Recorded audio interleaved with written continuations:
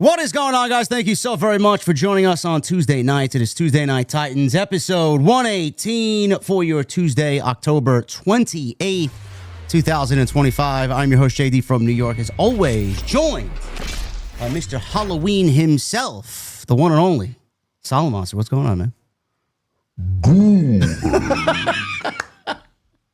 It's his favorite holiday. Ah, man, you're starting early with the Goldberg, huh? Ah, come on, man. That's what this holiday was made for. It was made for Goldberg. I know. It's going to be his. Well, one house I know he won't be visiting is Asuka's house. No. So No, he had some scary things to say about Yes. Asuka, but we'll get into that for sure. How you doing, man? You doing anything for Halloween? yeah, I'm going to be talking about SmackDown on Friday night. That's what I'm going to be doing. Talk about scary, huh? Oh yeah. Tell me about it. Yeah, I may be wearing my Penta mask on Friday. Oh. Yeah. Okay. Interesting. Yeah. I have an idea for something I might do too. We'll see. I make no guarantees. But, I made a mention to Jason, by the way, that I may wear a mask for the festivities, being that it's Halloween week, and I have the El Grande Americano mask that I have not worn yet on stream, and he leveled me and said, "Do you want to wear that for 3 to 4 hours on this stream tonight?" I'm like, "No, not really." So we opted against it. Well, I said, why would you torture yourself? I mean, even to wear that for like an hour, I'd be ripping that thing off. Let alone as long as we go on these shows. I don't think that's a good idea. Nah, I did that for All In, and the cheap mask that they put on sale that I purchased to entertain you guys was very itchy. I don't want to go to All In anymore. So Now, you're not really big into like Halloween movies, scary movies, right? That's not really your thing. it depends. I mean, I don't really, I don't go looking for them. Let's say if something's on TV and it piques my interest, I may turn it on. You know, I like those paranormal shows, those ghost adventure shows. That's basically the gist of it. Yeah. All right, so it's not like every year you have a certain movie, like Halloween. I got to watch, you know, this movie or that. Okay, No. Because I was going to mention, you know, AMC every year has their Fear Fest marathon. Yeah. So the entire month of October, it's basically wall to wall scary movies and shows for the entire month. Interesting. The only thing I can remember that is like a tradition every summer, like when Jaws is on. I got to watch Jaws at least once every summer. Yeah, that a lot of people do that. Yeah. That's basically all I could say about something like that. But yeah, if it comes to me, you know, I want to go see that movie with the dog where he's got to protect the owner from the evil spirits, and we all wonder if the dog died at the end of the movie. Yeah, I still want to see that. I don't know if that's coming out this year or not. I don't know when is that coming out this year or next year? I thought it was this year. I thought it was this October. Well, October's almost over, so I mean, is it out or not? Maybe somebody in the chat can clue us in. It's like I thought it was coming out in October. I think it's called Good Boy. Good Boy was the name of it. October 28th, JD. It's either out or it's not. So, well, it's October 28th, and we have hopefully some news to give you guys tonight, man. It's been a slow week. I know Saturday night's main event is coming up on Saturday. It should be a good show. It looks like a really good card. And that is happening this weekend. We got 4 championship matches as of right now confirmed for the show. Maybe they add a 5th match, being that it will be on Peacock. And hopefully, keeping my fingers crossed, we get less commercials this Saturday night's main event, being that it's not airing on NBC, Channel 4 here in New York City. But we will definitely get into that, preview predictions.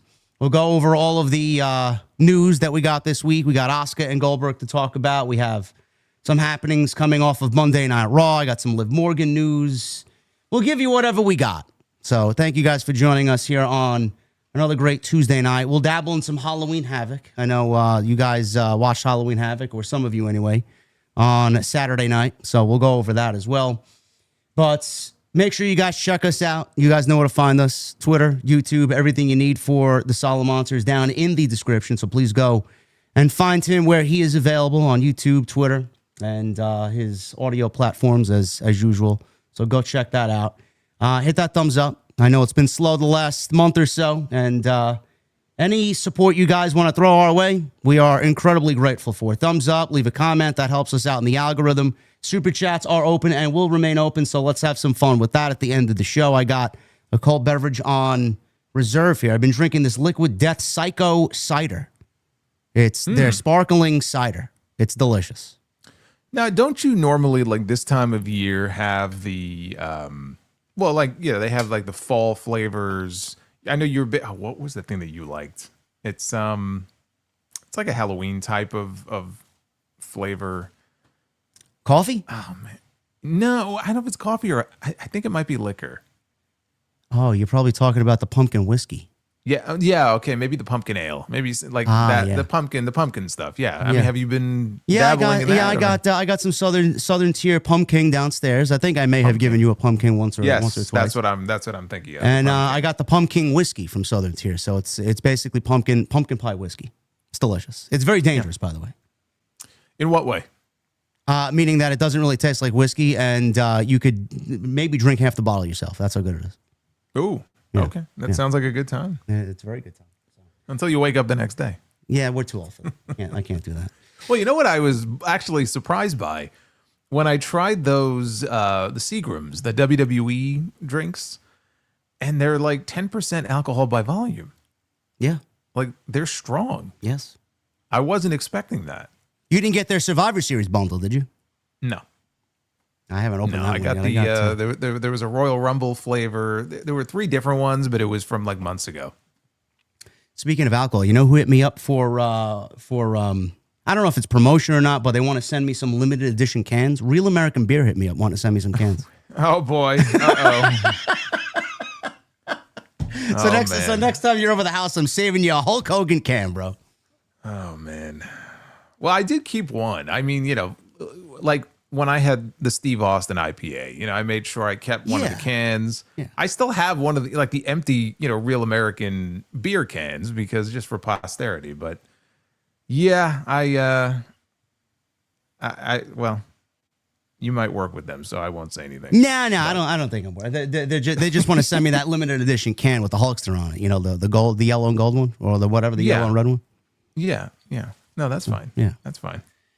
Anyway, that's all we got for you. I'm going to leave it off to this guy to start us off on this Tuesday night, man. It's light. It's light. There's not much news, but where do we want to go? What do we want to talk about? Well, before we get into the news, a couple of things. So number one, I got to give a shout out to a big fan of the show. He's a fan of mine. He's a fan of yours, and he's a big fan of TNT. So I'm sure if he's not watching live, he'll tune in at some point. Randy in Brooklyn. I want to send him a shout out and send him a salute here because I actually met him it might have been the very last HOG show. And he was outside. I met him for the first time. Really cool guy. He's been a fan for a very long time. He's been a fan going back to the Madison Square Garden days with Bruno Sammartino and superstar Billy Graham. And he never misses a TNT. So I just wanted to give him a shout out here.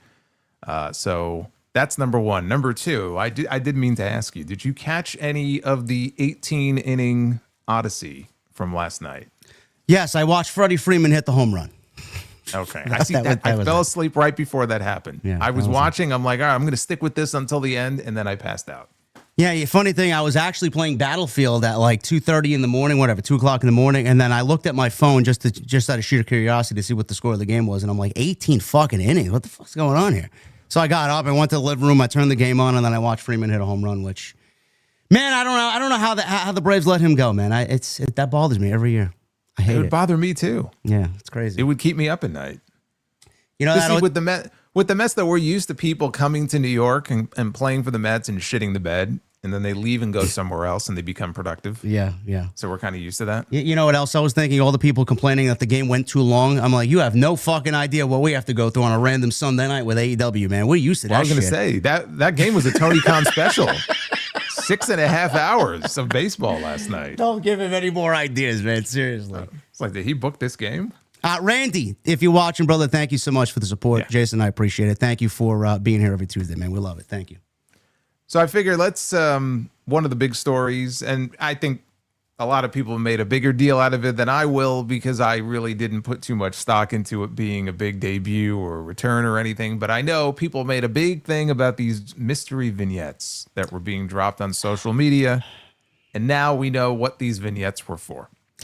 I go on social media, and it was one of the random mornings. It was like Saturday morning. And I see this 12-second teaser on WWE's YouTube or Twitter page. And I see these very shiny, pointy-toed shoes, these dress shoes. And I'm like, it's Gunther.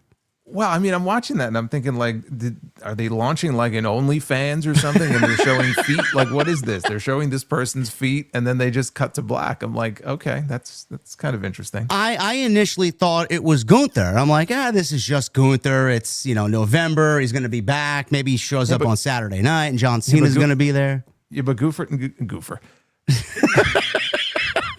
Who's drinking? You or me? You or me?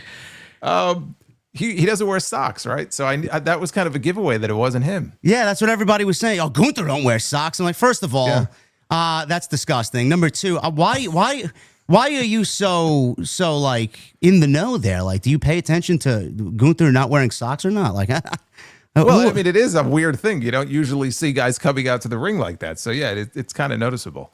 No, Kyle Fletcher does that on Wednesdays, and I'm just fucking miffed by like, doesn't your feet smell, bro? Like, I don't understand that. Just for a little bit, I thought it was Gunther, and then we get a second one, and the second vignette, Jason, someone's wearing, whoever this person is wearing a completely different set of shoes. Yeah, and then we get the third one, another set of shoes, different shoes, and then we see a fourth one, and it looked like Paul Heyman. Because he had stubby hands and he had that ring on his pinky, and he looked like he was in a church confessional or something. Was that the giveaway? Yeah, his stubby hands, yeah. See, it's funny you mentioned hands, because there was one where it was clearly Cody, and maybe it was the ring that he was wearing on his finger. And then, of course, the one somebody was wearing the denim jeans over the shoes. It's like, oh, that's Brock. Yeah. So people are like, oh, Brock's joining the Vision. Like, everyone's coming up with like these wild ideas for what Tony it means. D'Angelo, man. No. Oh, yeah, no, it's Tony D, and I'm like, everyone is setting themselves up for a massive disappointment. Because my first thought, honestly, I didn't specifically think WrestleMania 42, but after I started seeing all the different ones, I started thinking this is some sort of promotional campaign. Maybe they're launching something early for 2K26. Like, that's like the first thing where my mind went. But everybody's booking all these big like ideas for who it could be and Jericho. I can't tell you how many people were like, oh, it's Chris Jericho, even though he's still under contract to the other company. I'm like, it's Santos Escobar. Yeah. Hey, why would WWE waste 4 vignettes on Santos Escobar, bro? Like, what the fuck? I don't know. Anyway, Jericho, Santos, Andrade was another one. Tony D'Angelo. I thought legitimately that we may be getting a collection of like the new Vision for War Games. I thought it was something with Survivor Series. It was none of these things. None of these things whatsoever. And then Mike Johnson put out something behind PW Insider Elite that the videos are not related to any storyline, and that it was a promotional marketing campaign for WrestleMania 42. We even saw something on Raw last night where it looked like a roulette table or some sort of poker table. Well, now we know it's a poker table because they all sat down to play poker. The spinning chip, and then the chip fell on the table, and on the back of the chip it said 2026. So that went in line with what Mike Johnson talked about.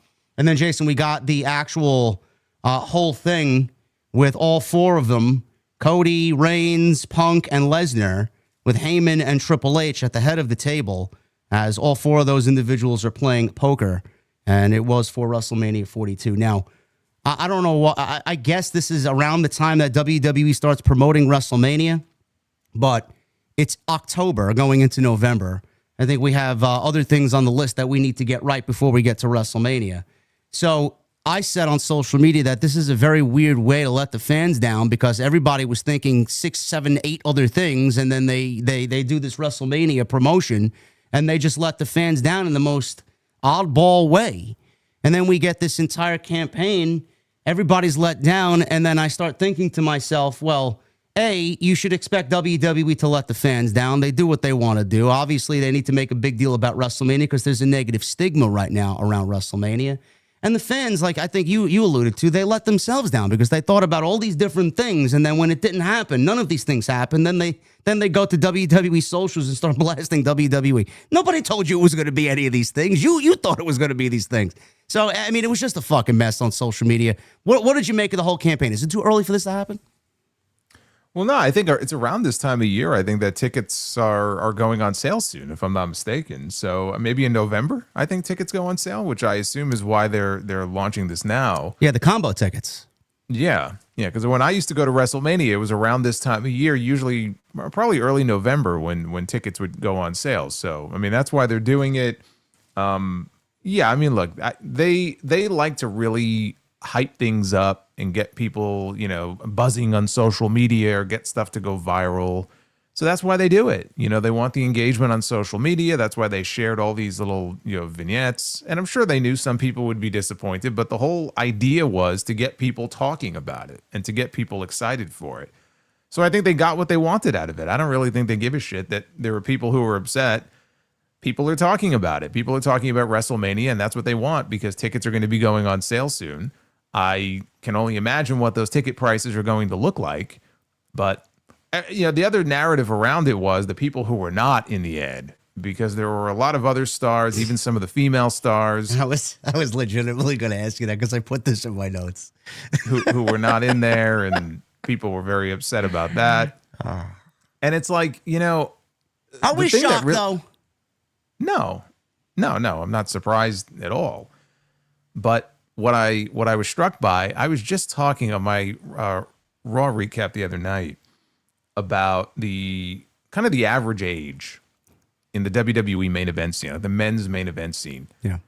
And the need for there to be more of a youth movement in this company, because so many of their top stars, if they're not 40, they're 40-ish, they're mid-40s, right? They're relatively, when you compare them to some of the other folks on the roster, they're old. And they have an age problem with their main event scene. And then so you look at who they have in the commercial. You've got Cody, who I think is 40, and you got Roman, and then you got Brock, and then you got Punk, and there's Heyman in the background, and there's Triple H, and they've been there forever.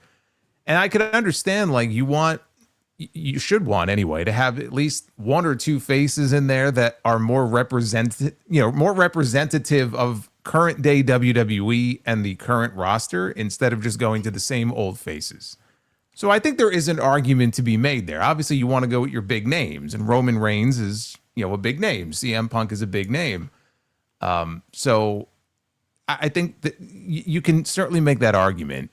But these are the stars, in WWE's view, these are the stars that are going to move those tickets. When they put these tickets on sale and they start promoting WrestleMania, like when we talk about WrestleMania, what some of the main events could be, I don't know that any of the conversations that we've had so far have been focusing on Rhea Ripley or Bianca Belair, and maybe it should. Rhea Ripley, Bianca Belair, Io Sky. We've been talking about who's CM Punk going to face, who's Roman Reigns going to face, who's this guy going to face, and so are we getting Brock and Gunther this year? Yeah, but that's not going to be the main event. But yes, that's also something people have been talking about: Brock against Gunther, or Brock against Braun Breaker. Like, what are those big matches going to be at WrestleMania? So when you look at something like this, I think you have to look at it with that in mind, that's how WWE is looking at it, because they're looking for what are our centerpiece attractions for this show that we're going to market this show around going to be. You saw it right there in that commercial. Do you think it's kind of alarming that WWE still sees Brock Lesnar as a mover of sorts, either in the ratings or in the ticket sales, live event gate, etc., to put him in a promotional piece like that and then opt to leave out Rhea Ripley, who, if I was to take a stab at it, I think more people are paying to see Rhea Ripley, whether it's live in the ring, at an autograph signing, and a meet and greet, whatever she does. I mean, she's probably the most over individual in the entire company with the reactions that she gets. Is it kind of alarming that they opted to leave her out in favor of Brock Lesnar? Because that's probably one of the narratives going around on social media. Like, how do you leave someone like that out and put Lesnar in there, trying to normalize Brock Lesnar's return amidst everything that's still going on with him? Well, I mean, it's alarming in that when you look at it, Brock Lesnar came back and had one match. We haven't seen him since. No. So he's not around the way that, Rhea Ripley is. He's not around the way that anybody is, even John Cena.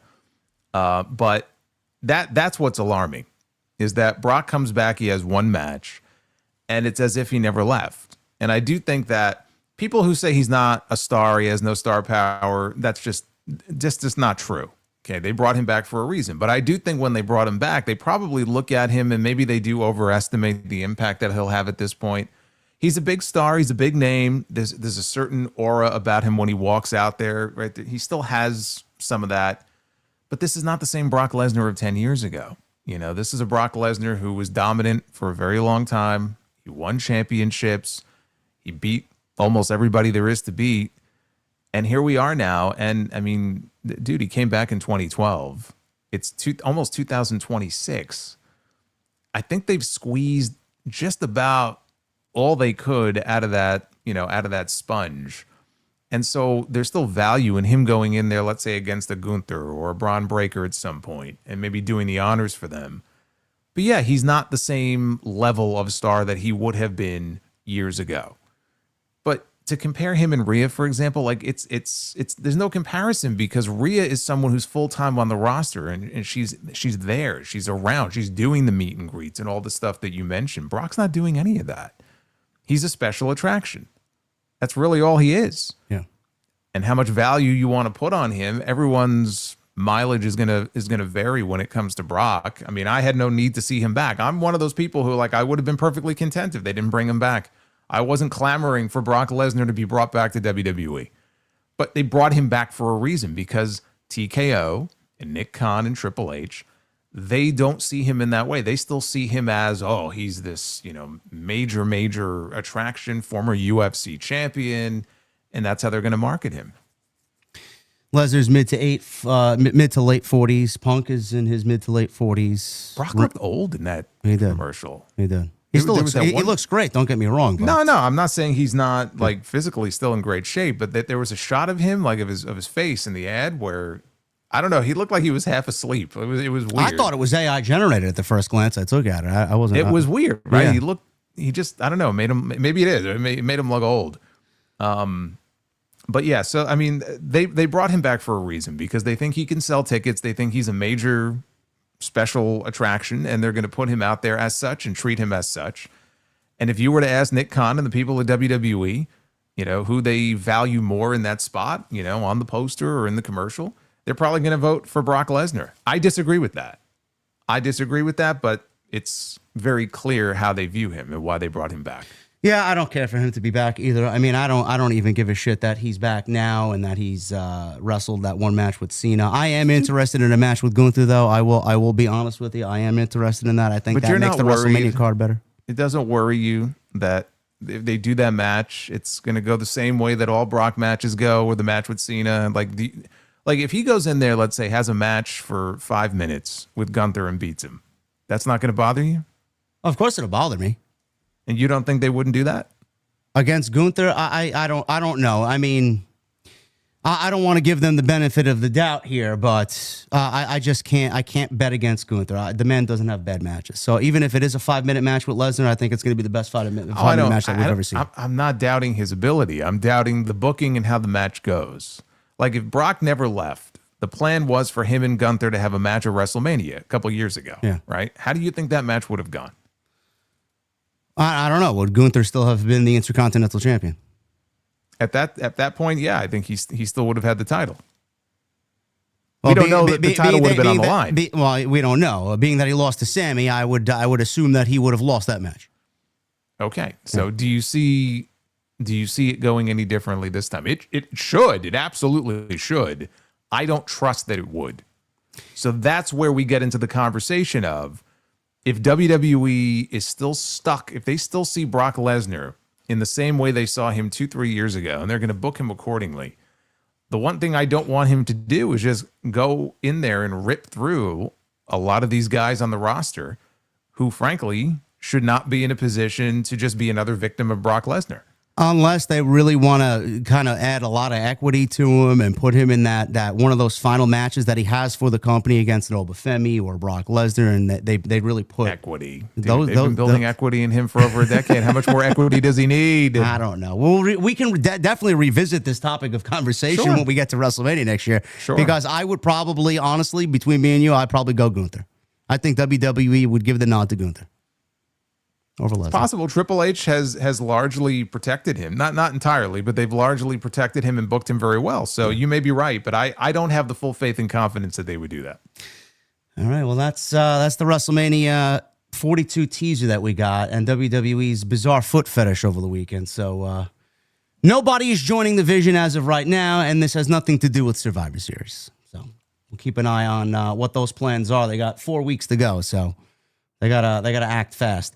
Speaking of WrestleMania season, Elimination Chamber is taking place in Chicago, 2026.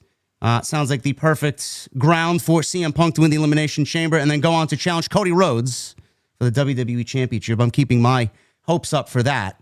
But apparently, there is a strategy that comes with this. Now, the tentative date is February 28th, 2026 at the Allstate Arena for the Elimination Chamber.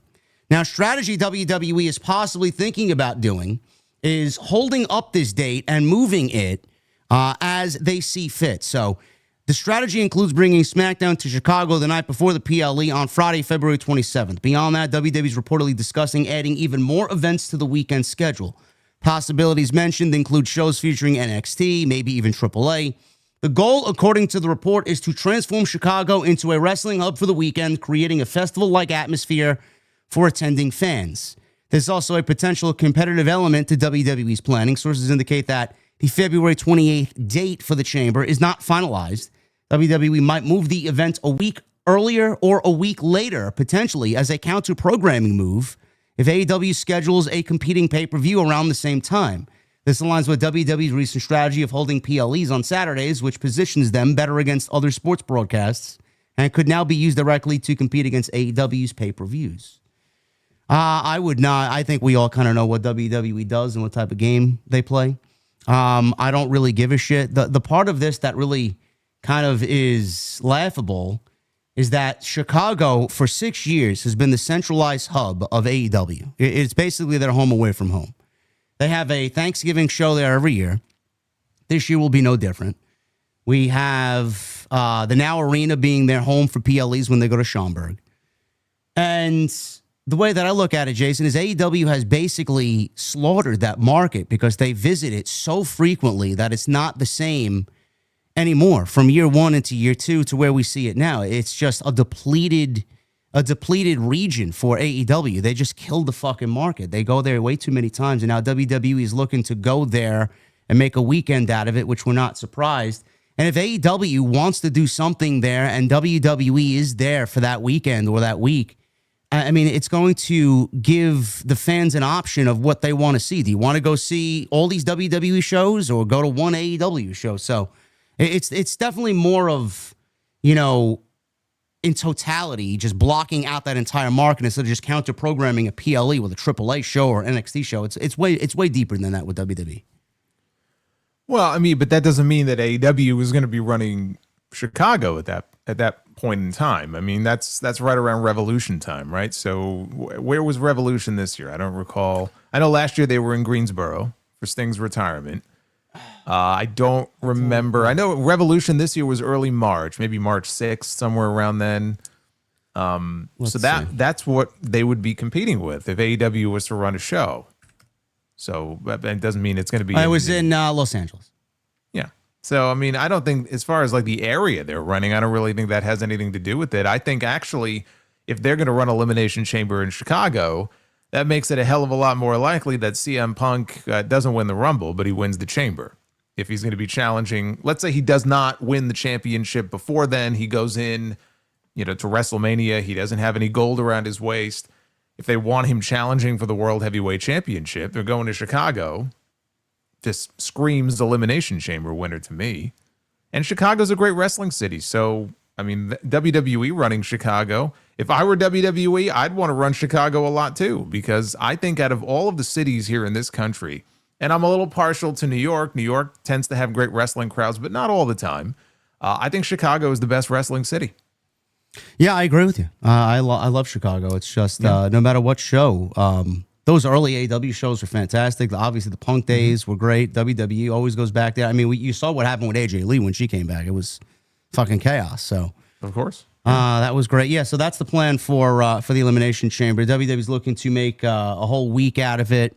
Obviously, you could align CM Punk with that. I would be in favor of that move if he gets a WrestleMania match against Cody Rhodes for the WWE Championship. But that's the plan there, and WWE will keep an eye on the AEW stuff. And Tony Khan, there's nothing he can do about it because WWE is always going to be in his rearview mirror. So we'll keep you guys updated on that. But that's the plan for the Chamber. We got some other news and notes here. Some other big stories that came out this week as far as these vignettes that we just talked about with the WrestleMania 42 teaser. Chris Jericho's name was aligned with that via several discussions on social media. And obviously, it has nothing to do with Jericho, but if fans are really mentioning Jericho in abundance like that, there clearly is some interest to see Jericho back in some capacity with WWE. So there is an update on Chris Jericho. And this comes from Sean Ross Sapp and Fightful Select.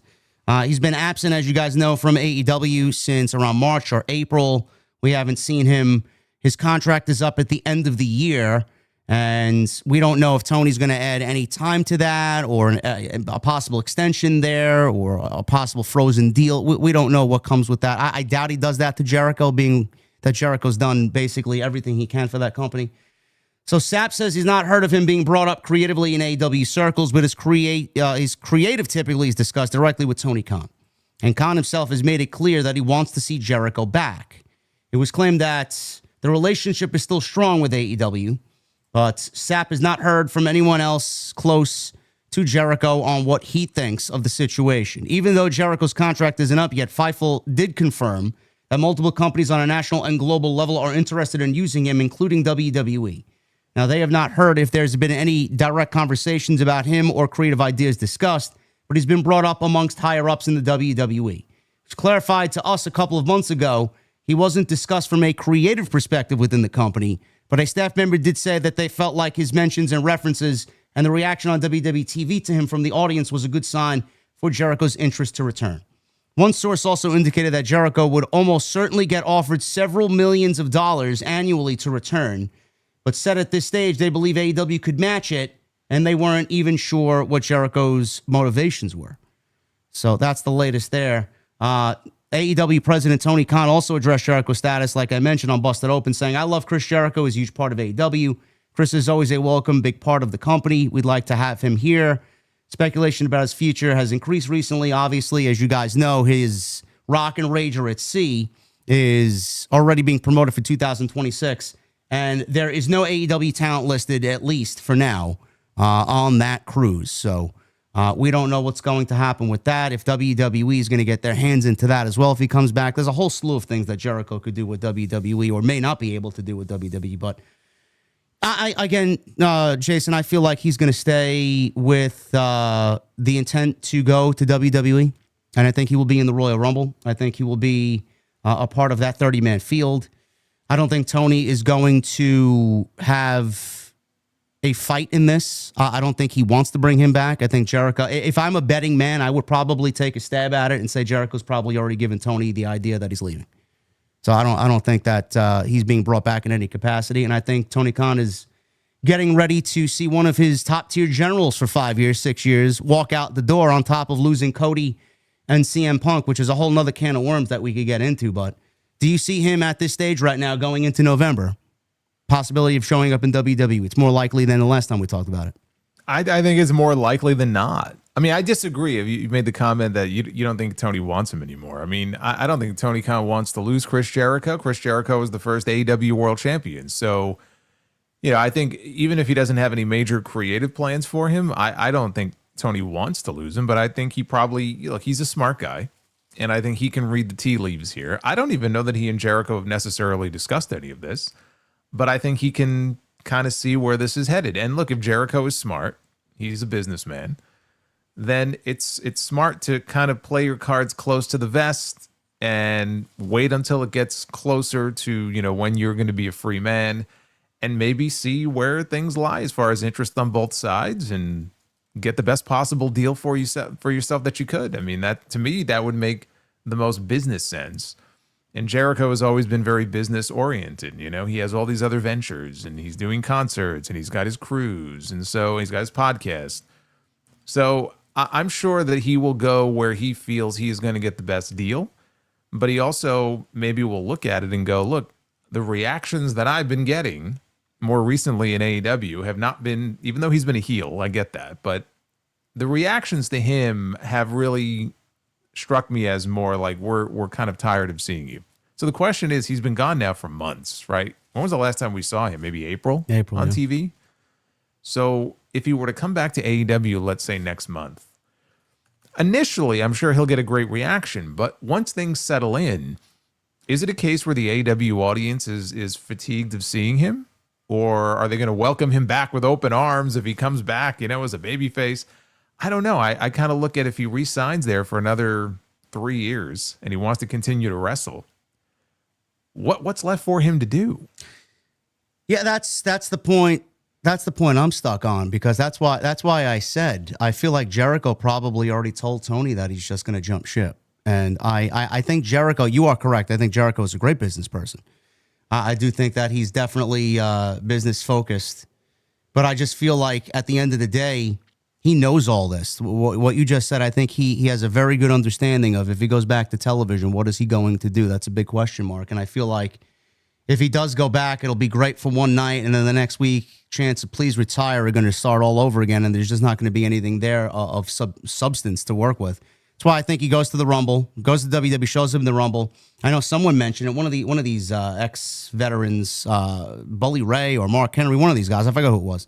He mentioned something about doing Chris Jericho in LA Knight as the first program for Chris Jericho back in WWE, which I know we talked about a couple of weeks ago. I think that would be a great WrestleMania match for LA Knight. I think that would be interesting. Both of those guys in the microphone. I think both of those gimmicks would gel very well together. I don't know. There's just so much more for Jericho to do in WWE than it would be for him to go back to AEW, and I think he knows that. Anything to keep LA Knight out of the world title picture, huh? No, I'm an LA Knight guy. He just keeps falling down the ladder, The thing with Jericho also is he has always wanted to reinvent himself. And the most recent time was the learning tree stuff. And I'm sorry, the learning tree stuff was awful. It didn't resonate. I don't know if the bloom is off the rose. He lost his magic touch.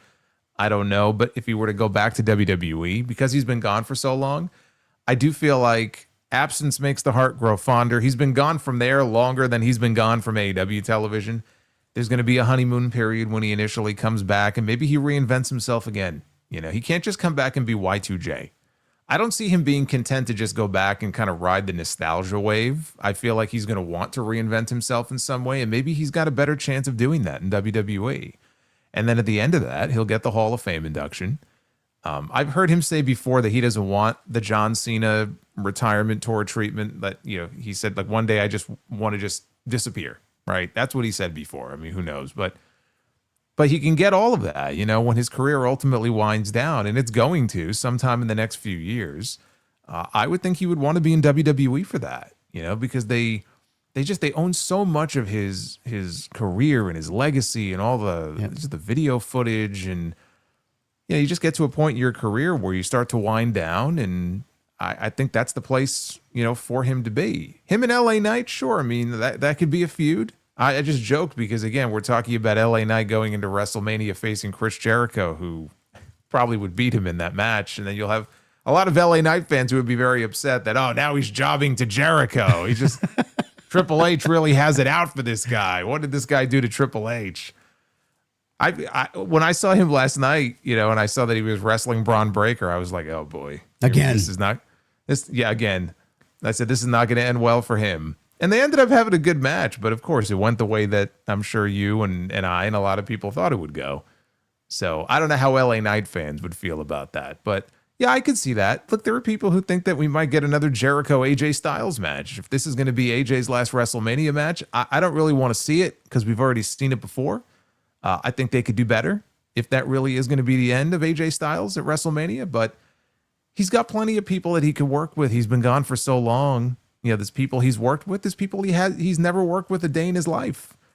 So even myself, as someone who was just sick and tired of seeing the learning tree and all the same bullshit with him on television, there will be a honeymoon period.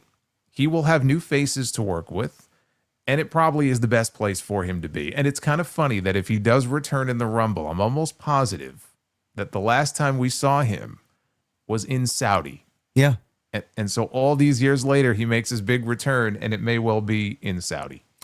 Yeah, that's the way I feel it's going to go. Is it how big of a, perception wise, is Jericho leaving AEW to jump to WWE to finish his career? How negatively does that impact AEW just in the headlines and with the online chatter? Because I know And, I know that, a lot of people are going to be kind of zinging Tony Khan on that. I mean, I'm guilty of that, but it is a big talking point because he lost Cody. He lost Punk.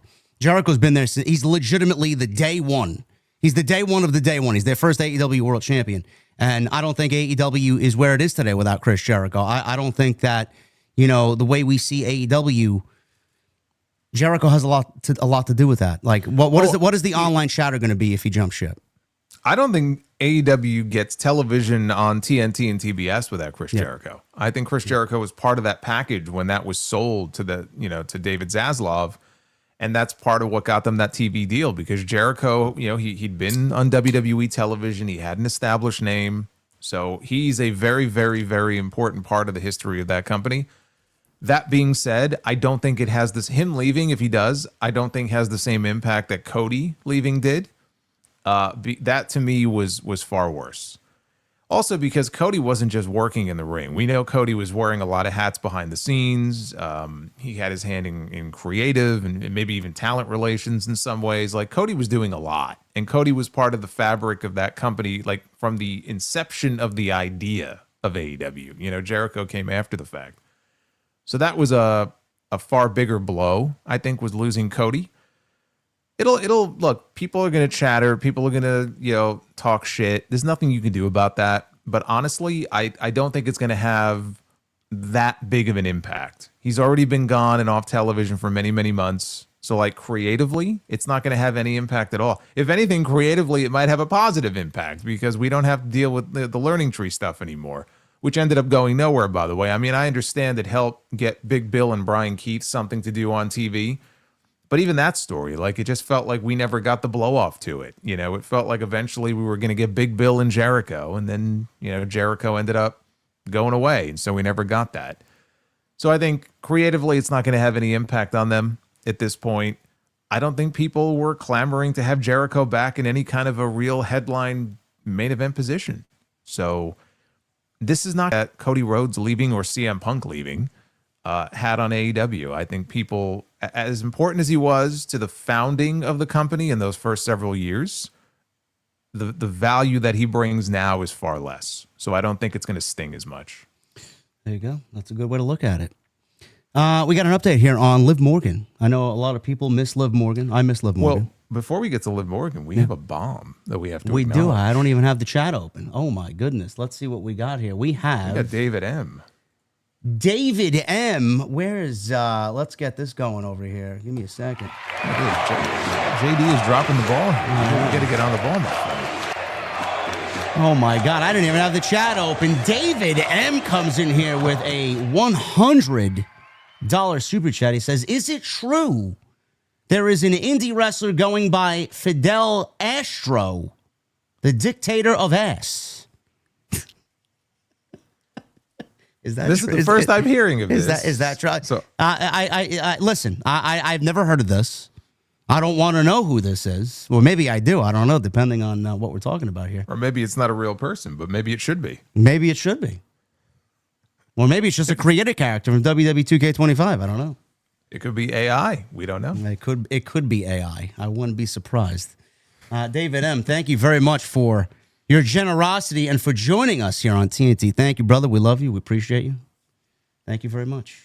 Thank you, man. Liv Morgan. I know a lot of people want to see Liv Morgan back. Dominic might not want to see Liv Morgan back. Did you see that comment that Raquel made last night? Well, if you weren't a habitual cheater, and Roxanne looked all concerned, do you think that has anything to do with Liv Morgan? I think they're teasing it. They're dropping little breadcrumbs. Uh-oh.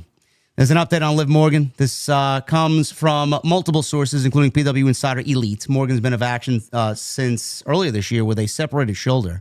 Report notes that the expectation within WWE is that Morgan will hopefully be able to return to the ring, you guessed it, by the beginning of 2026. So all the discussion about her returning in the Royal Rumble and maybe being the odds-on favorite to win the Royal Rumble are very much still in play here.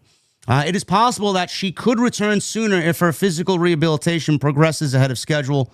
Multiple sources indicate that WWE is very excited about Morgan's eventual return to the active roster. She's also popular, especially in Saudi Arabia, and it's possible WWE might want to keep her off TV until the Royal Rumble. Outside of her recovery, the trial for Morgan's alleged stalker, Sean Shan, is expected to begin in Florida sometime next month. Hopefully they do what's right there with these psycho wrestling fans. Get them out of here. However, no specific date is currently listed for the court records, and the court session begins on November 1st. I know you're a big fan of Liv Morgan, Jason, as am I. I think she had or was having a great year up until the injury. She had a tremendous elimination chamber. She had a great Rumble. And it's going to be great to get her back. I know the division looks a little bit different now in her absence over the last 6 months. When she comes back, what do you expect for Liv Morgan? She's going to just flow right into it seamlessly, seeing that there has been several changes to the Raw Women's division, or is it going to take a little bit of time to kind of get readjusted here? No, I mean, she's going to slide right back into things very easily. I think the better question is, does she stay heel, or does she end up being a babyface? And I find it hard to believe that the crowd, at least, will not end up turning her babyface very quickly. Yeah. She may not be from day one. You know, she may slide back into the Judgment Day, and they may do the slow burn with whatever they're going to do with her and Roxanne, or her and Dom. But if not right away, then before long, she is going to be a babyface. So is Dom, right? That'll take a little bit longer for them to officially, turn him, even though he's getting cheered now. But Liv is going to be a babyface. I mean, there's no doubt about that. If it's not right away, it will not be too long after she returns that she ends up in that role. Does she end up back with Dom, and are they an on-screen pairing, or do they go their separate ways here? She ends up back with Dom. Okay. Yeah. I would like to see Roxanne Perez. I had pitched something a little bit ago, earlier in the year, that Roxanne kind of takes on the identity of like Liv Morgan, starts acting like her. Basically what Mariah May did to Toni Storm, but not the same way. And Liv would come back and, obviously she wouldn't be a part of the Judgment Day, and that Roxanne would just kind of basically be acting as the new Liv Morgan. And Liv Morgan has to eliminate Roxanne Perez to get back what she previously lost. So I don't know. I don't know how she's going to fit into that. If she ends up winning the Royal Rumble, what do they do with her? Does she go on to win the Women's Championship? Who does she wrestle? I mean, there's a lot of unanswered questions, but I'm not picking her to win the Royal Rumble. I think she's an odds-on favorite. I don't think it's right for Liv to win the Rumble if she comes back. Do you? Why wouldn't it be right? I don't know. I'm going to, for some reason, I think if Stephanie's still holding the championship, I think we go Rhea. Well, that would be the bigger match. Yeah. So, but when you say it's not right, like, are you saying that it's not right because you just don't think she's the best person to be challenging for the championship, or it's not right that she should just come back and on day one she wins the Rumble? Both. I had a problem. Listen, I'm not the biggest Charlotte fan, but I think there's just a negative stigma around someone coming back and automatically winning the Royal Rumble after an extended time away. John Cena did. I mean, I didn't even like it then. I hated it then. Like, there's just something about it. Me personally, I don't like that. So some people may think differently there. They may enjoy it because I didn't even like it then either. It's like, it's very predictable. I hate a predictable Rumble. If you can see where I'm going with that. There's just something about it. I don't like it. I don't know. If Liv wants to win the Chamber, that's fine. I mean, give her some tests, for the Chamber to go through that. She has a great match there this year. Let her get her feet wet. Why does she got to come back and immediately win the Rumble? Here you go. She doesn't have to. I mean, you could actually work a spot in the Rumble where she and Roxanne are in there at the same time. Yeah. And one eliminates the other. Like, Liv could eliminate Roxanne. And instead of having Liv win, they just use that as sort of a launching pad for whatever drama will then play out on television within the Judgment Day. I like it. There you go. Yeah. I think we are sticking with our guns here with Rhea and Stephanie for WrestleMania. So then, if that's the case, then I think the chances of Bianca winning the Rumble just went up. Because I would think Bianca, look, I hope she's back very soon. She's been out a lot longer than I was expecting her to be out for. But if things play out this weekend the way that I think they will, then I think that's going to put Bianca in a position where she's got to be the odds-on favorite to be challenging for the WWE Women's Championship at WrestleMania. So Liv is a favorite for sure, but I might look at Bianca as more of a favorite than Liv. Yeah, we will definitely touch upon that. Now that you mention it, do you see Jade Cargill? I think she's going to win the championship too on Saturday. I think she has to. Yeah, she has to. Yeah. Otherwise, the turn doesn't work. It's just a waste of time. Well, it's not even just the turn. It's like you have every reason to put that championship on her this weekend. I don't give a shit if you don't like her, you don't think she's a great wrestler, she's not ready for the spot. You can't put her in that match on Saturday and beat her, not just because she just turned heel. Look, I said that about Naomi, and then they beat her anyway. Well, at WrestleMania. let's think about this logically. Would it be any worse than Nia Jax being the women's champion? No, well, no. I mean, we've already been there, done that. So I think, but I'm just looking at it also as like Jade as a babyface went in there and lost already to Tiffany at SummerSlam. Yes. Then they had a rematch on TV, and they went to a double countout, I believe. Then they had the triple threat match, which is where Jade got her head busted open, and she's got that mean scar now across her eyebrow. And she lost that match too. So now you've turned her only to then send her into battle to lose again. You see how this doesn't make any sense whatsoever? It doesn't. It doesn't. No. So and plus, look at the year Tiffany's had. You know, they were gloating until she finally lost to Stephanie at Crown Jewel that she had gone undefeated the entire year. Tiffany can sustain a loss. I think she's had a pretty good year up to this point. Well, she's going into the match. She's going into the match as damaged goods too. So at least they have a way to protect her. Damaged goods, right? She was selling a knee injury or a leg injury of some kind. But also, like, we've talked about how just pathetic the women's scene right now is on SmackDown and how it is in dire need of just some new life to be injected into it. Even Bianca coming back is not enough. Like, they have some real work to do on the SmackDown side. If Tiffany just goes in there and beats Jade again, I don't know where the fuck you go with her at that point.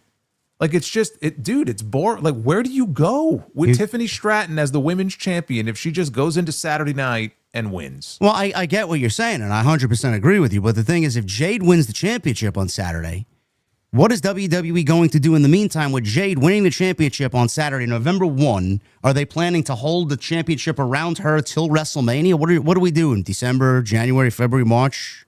Well, that's why no matter who wins, they still have the same issue no matter what. You know, where you're going to have to line up challengers, whether it's Tiffany as a babyface or Jade as a heel. It might be easier for them to line up people for Jade as a heel. But even then, like, the people that they would have are not necessarily people who terribly excite me, you know, to put in the ring with her. Bianca would be the one, but you got to hold off on that. You're not going to go to that right away. So, no, I mean, look, they have an issue no matter who comes out of this match as the champion. But when you look at the situation that Jade is in right now, and you just did the turn, and she's already lost to Tiffany multiple times before, unless she's winning the title, I don't see the purpose in rematching them. The fact that they're even doing this match tells me that the title is changing hands. Yeah, the title is changing hands. I just worry about the longevity of her reign. Do we wait for Jade Bianca at WrestleMania? I mean, like you said, that either means Bianca's winning the Rumble or Bianca's winning the Elimination Chamber. They could end up having a series of matches. Yeah. I don't think you need to wait until April for them to have their first match. Okay. Right? So you can, you could do their first match. I floated the idea maybe Bianca wins the Rumble and that's how she gets the shot. You could do Jade and Bianca at the Rumble and then have a second match or a third. Like, there's any number of ways you can go about it. You don't have to wait until April to do the first match. I think they probably would. Because we know how Triple H operates. I think he may take his sweet time, you know, getting there. Bianca's been out for a very long time, so they may want to take their time really building her back up to that spot, which I get. Yeah. You know, she shouldn't pull a Charlotte and just waltz in and get a championship match. And then if people don't complain about that, that makes you a fucking hypocrite, by the way, because those are the same people I'm sure that bitched when Charlotte did it. So I'm not advocating they do the same thing with Bianca. But no matter who wins, dude, like, they have some changes that need to be made. They have some real shaking up to do when it comes to the women's division on SmackDown. I mean, listen, Jordan Grace, call her out. I don't know what the fuck they're doing with her. Call her up. She's ready to go. Yeah. JC Jane just lost the championship to Tatum Paxley on Saturday, so call her up. I mean, she's been down there for fucking 7 years. Just call her up already. Yeah, I'd even call Lola or Jada Parker up. One of those two. If you're going to call up JC Jane, I think you got to call up the entire Fatal. Fine, call them all up. What Fallon Henry. I almost said Fatal Attraction. Fatal Influence. Yeah.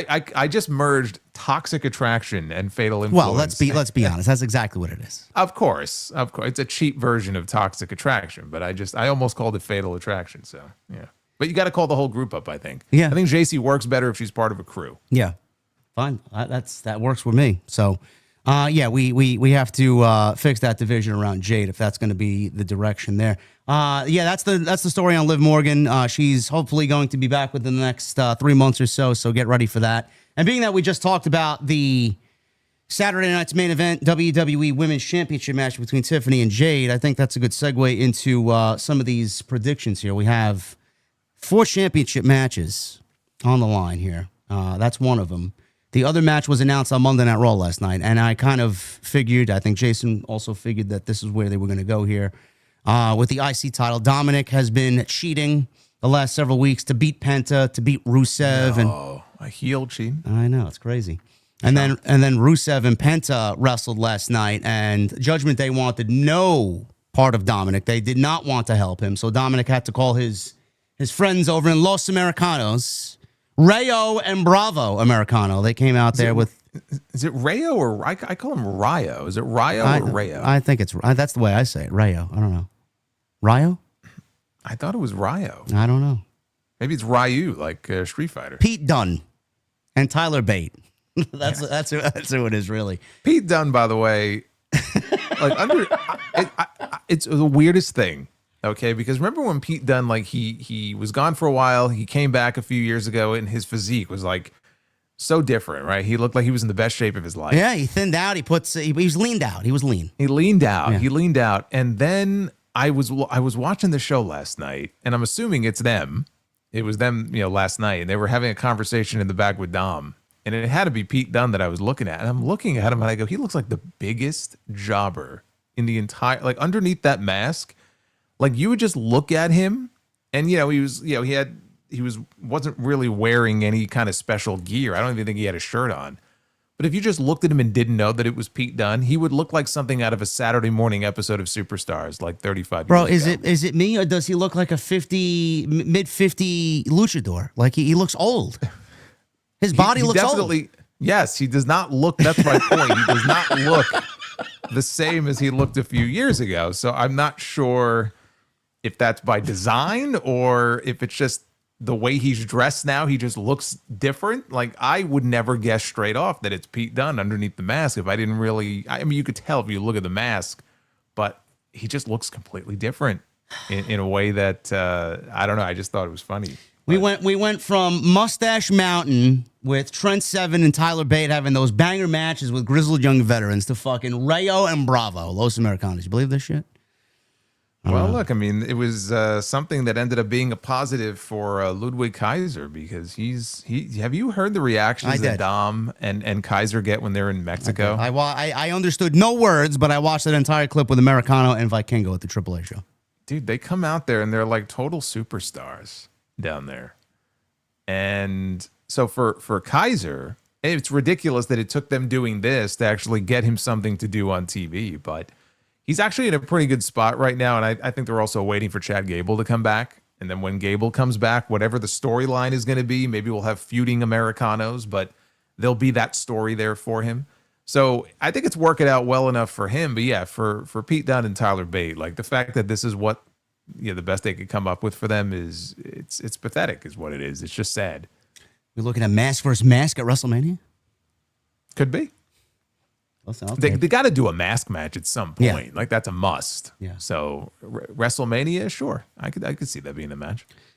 So Penta and Rusev, they had a great match last night. They worked very well together. I love that Rusev is finally starting to gain some traction on Monday night. He's on the show every week, at least in a backstage segment. And when he wrestles, he's putting on some really good TV matches.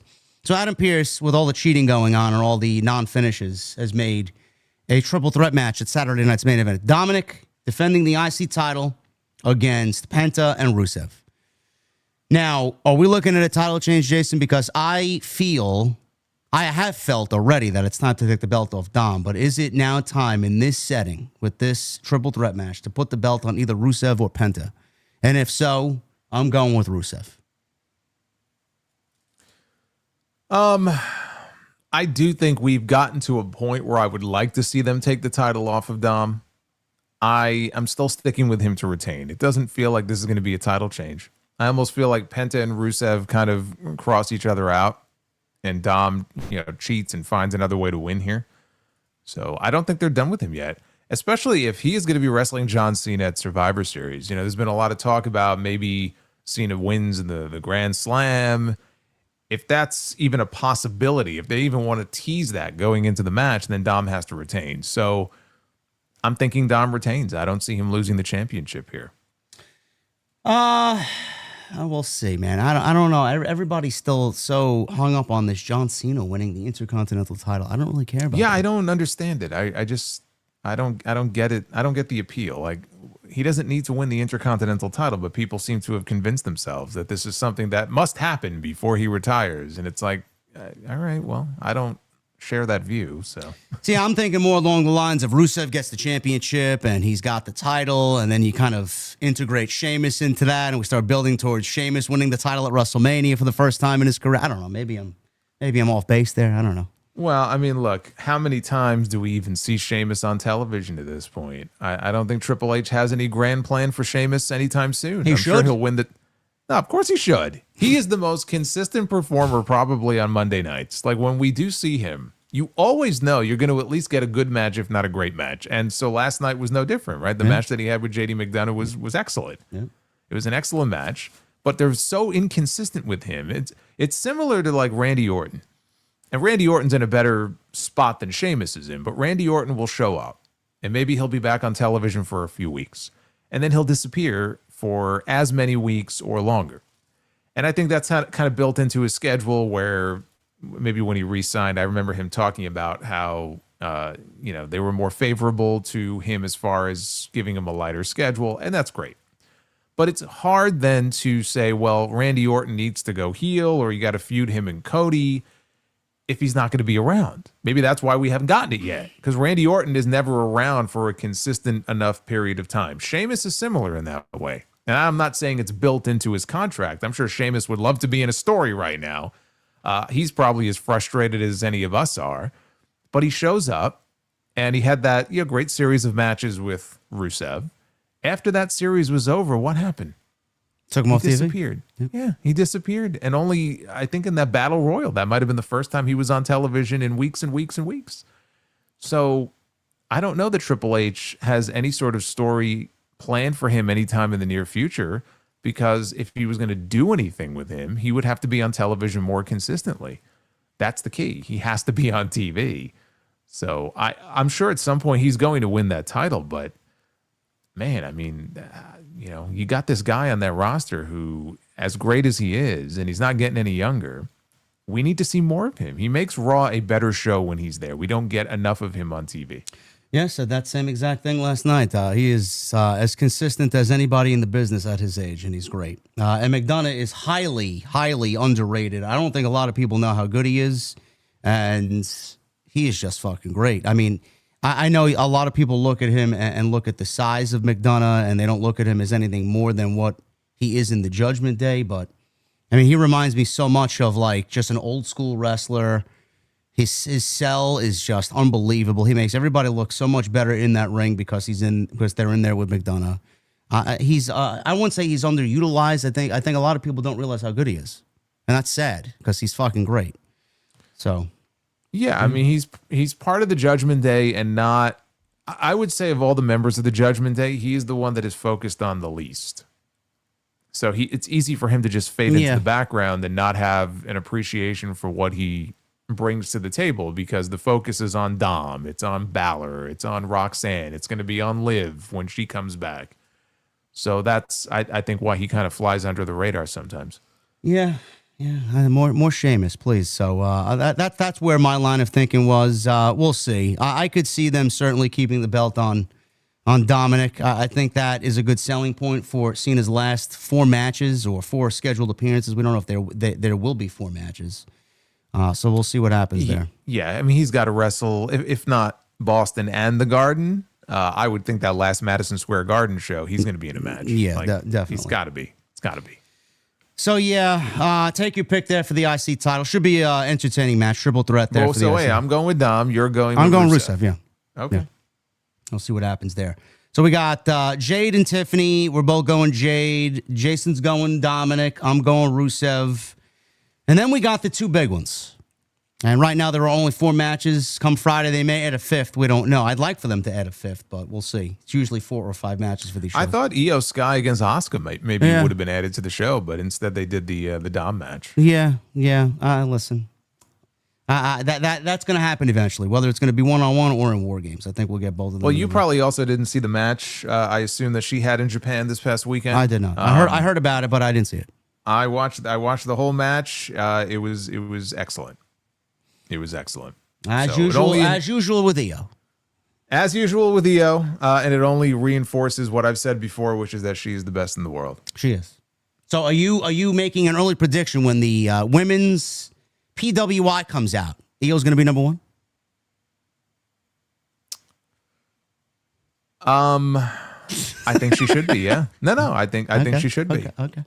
I'm just saying, because I know their list is it's a mix of kayfabe and championships, and it only runs for a certain period of time, and I think she's pretty much been in a top spot for most of that period. So if it were me, Io would be number 1. I could see them ranking Toni Storm, very high, like maybe number 2, but for me, Io would be number 1. Yeah. I know it's gonna be a toss up. I want to go Toni, but I think they give it to Mercedes, and then Io's number 3. I think it's Mercedes, Toni, and then Io.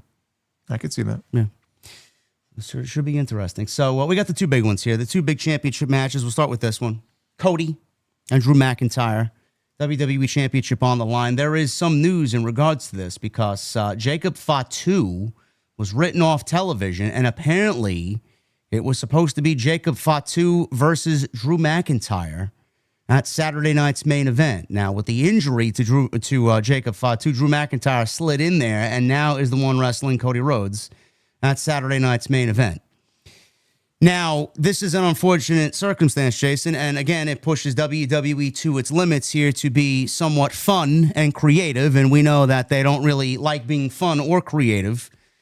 And I know you talked about it, I talked about it, we talked about it last week here, about them just kind of taking this unpredictability and taking these things that have happened with the injury to Rollins and this injury with Fatu and just have fun with the creative.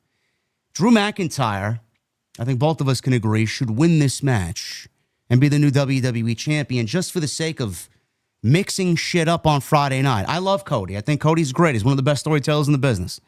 But there's no rule where it says Cody needs to hold the championship till WrestleMania and drop it to so-and-so, whoever wins the Chamber or the Rumble or whoever challenges Cody at WrestleMania. I don't know why we can't have fun with this now and give Drew McIntyre something that he clearly deserves for the sake of story. Now, we talked about when we reviewed WrestlePalooza what the planned finish was, only for it to be changed because they wanted to go off the air and have Cody celebrate with the babyface winning the championship or retaining the championship, and then they didn't go with that Randy Orton option. So I think the Randy Orton option here, if it's still available, I think that's the way we should end Saturday night's main event with Drew McIntyre winning the title. Well, it wasn't so let's clarify. It was not the planned finish. What it was, supposedly, was an idea that Cody and Drew had, what they wanted to do in that match, which was have Randy Orton accidentally cost Cody the championship and do a title change. So instead, they basically had Cody beat Drew clean. They had him beat Drew straight up. And here's another situation where why book the match just to have the champion go in there and just beat Drew clean again? Because at that point, like, it's time to move on. And I don't see them moving on from this. I think this is going to carry over into Survivor Series. This is where I'm not torn. Like, I know what I want. What I want is to see Drew McIntyre win the championship here. I'm going with Cody as my pick because I don't think they're going to do it. And one of the reasons I don't think they're going to do it is because if they're going to put the title on Jade, and if in fact we do have a new world champion crowned on that show, which is what they're saying, that they are going to do, I just don't see them also changing the WWE title. I just don't see all three of those things happening on the same show. So do you think Randy gets involved and screws over McIntyre, which leads to a triple threat match at Survivor Series? That's what I'm thinking. That's what I'm leaning towards, that he gets involved and maybe even accidentally cost Cody the match, but not the title. Because he could go after Drew and, kind of accidentally get Cody disqualified. And that could be the spark where Cody's like, hey, what are you doing? And then you have a reason to put all three of them in the ring together at Survivor Series, and then you can have McIntyre win the championship. By pinning Randy? Sure. Which, by the way, if he does that, is another way that they could further the tension between Cody and Randy, because Randy will have lost the match, not Cody, and so Cody has a reason to be upset at Randy Orton. Yeah. So I think it actually works out better that way. But again, if you're going to have a new world champion and you're going to have a new WWE women's champion, and I think Dom's going to retain, but I just don't see them wanting to do all three of those things on the same show. I know we got 3 title changes at Halloween Havoc this past weekend, but this is a little bit different. I don't see them wanting to do that. So I'm going to go with Cody. I'm going to go with Cody to retain. Doesn't sound fun to me, bro. Well, this is WWE, bro. What do you expect? It doesn't sound fun to me, man. I don't know. What is there really a lot that's truly fun right now? No, there's not. I just want some level of unpredictability. If we go Cody winning, excitement. Oh God, Randy Orton cost Drew McIntyre the match. On to the next, and then we get Yeet Man and fucking CM Punk. And God forbid they go off the air with CM Punk winning the world championship, which I don't want. Like, I want him to win the world championship, but not this world championship, and not against Jey Uso in fucking Utah. I don't know. What do you have against Utah? It's all your Utah fans now. What the fuck are you talking about? Listen, man, I love NBA Jam. Utah Jazz was my team, bro. Malone and Stockton, but I can't envision CM Punk winning the World Heavyweight Championship in Utah. Bro. So you mean that you didn't envision that CM Punk? I mean, I know he won at SummerSlam for like 5 minutes, but you didn't envision CM Punk finally winning the World Heavyweight Championship from Jey Uso in Salt Lake City, Utah. That wasn't the dream scenario that you mapped out in your head? No. On Peacock on Saturday night's main event? I'm praying to the gods above, bro, that we don't get a champion to walk out of Salt Lake City. Well, I'm telling you what I'm hoping for, and I never thought I'd hear myself say this, because this is usually the last thing I would want to see, but I'm hoping that the Bronze get involved here, and that we don't have a new World Heavyweight Champion crowned, and they can drag this out until Survivor Series. To do what? Well, that's where things get dicey, because as much as I don't think they have to, I know they're going to do a men's War Games. I honestly don't think we need a men's War Games this year. They advertise War Games. I think you could already, even last night, you could see the pieces coming into play for a women's War Games match. A men's War Games match, I mean, look, in a few weeks, maybe I'll feel differently. As we sit here right now, it just feels forced. Like, we don't need one this year. And I would rather them find a way to drag this world heavyweight title vacancy out for a little bit longer and then build to the crowning of a new champion on that show. Now, I know they're not going to do that, but that's in a perfect world scenario where they had to pivot and do something a little bit differently. That's how I feel, because there doesn't seem to be this real great need for a men's War Games match right now. Yeah, listen, I agree. I don't think we need to do it because the name of the show is Survivor Series War Games. I mean, we can have one. We don't need two. Sure. I know the rumor was, and we don't know if it's true or not, that WWE was possibly planning a tournament to find out who wrestles John Cena on December 13th. Again, we don't know if that's true or not. They could have easily abandoned those plans and have scrapped that for what could be a mini Deadly Games tournament or whatever to crown a new World Heavyweight Champion, which actually I would prefer, because if it's only going to be Gunther anyway, why do we need a tournament to crown Gunther to wrestle John Cena on December 13th? Just give him the match. So it kind of fits with where he was going anyway. Let's retire John Cena, and then next year he can talk about retiring AJ Styles or whatever the case may be. I like that gimmick for him. But yeah, I mean, I would love to see one War Games, whether it's the women or the men's. I don't really give a shit. I like to see one Survivor Series elimination match, old school, and then the fucking tournament. That's it. That's all we need. Yeah, that's it. Well, and then whatever John Cena's match, and then whatever John Cena's going to do. Yeah, and that's a complete card right there. Yeah. So again, I know that's unlikely, but you know, you're advertising War Games for Survivor Series. That's fine. Like, it just feels like there's more of kind of a skeleton here of a plan for a women's War Games than there is for a men's. And you have this vacancy, and to just throw it on Jey Uso or just throw it on CM Punk this weekend is just lame, and it's just very underwhelming. And what you could have done, they opted not to do. And we talked about this last week, how if you were going to just do CM Punk against somebody at Saturday night's main event, you had two great options in that battle royal that would have been far more interesting. LA Knight being one. Okay, and imagine the segment with them last night instead of the face-to-face with CM Punk and Jey Uso. How much better that would have been. Or you do CM Punk and AJ Styles, which is a match I know a lot of people have been wanting to see. Wait a minute. You mean to tell me you didn't enjoy the first 10 minutes of Monday Night Raw yeeting, bro? 12. 12. 12. You're tired of it, huh?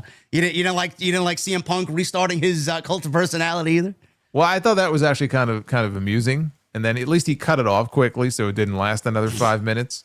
I commented on that in my Raw review. I said, it was at least 10 minutes, maybe 12. That had gone by and nothing had happened except Jay came through the crowd and was yeeting with a bunch of kids. And then they, for the live crowd, it's a lot of fun. It's at this point, watching it on television, we get the point. But then the actual face-to-face happened and they were very intense. They were all fired up, but then it ended and it was like, there really wasn't a whole lot to this. And you can understand why, because they had to throw this match together at the last minute between two baby faces. So, I mean, and there's not exactly a lot of history between CM Punk and Jey Uso. So, to be fair, they didn't have a lot to work with here. But Punk and LA Knight, Punk and AJ Styles, they would have had something to work with. And then the match itself would have been one that I would have looked at and go, okay, this is something that interests me. And I think it would have interested a lot of people. And they chose the least interesting option. So you have this Jimmy and Jay story, and that's great, but that doesn't necessarily tie into, and maybe it will, but it doesn't necessarily tie into what we're seeing here with Punk and Jay. It's just the least appealing option of all the options they had. That's why I want the Bronze to get involved here.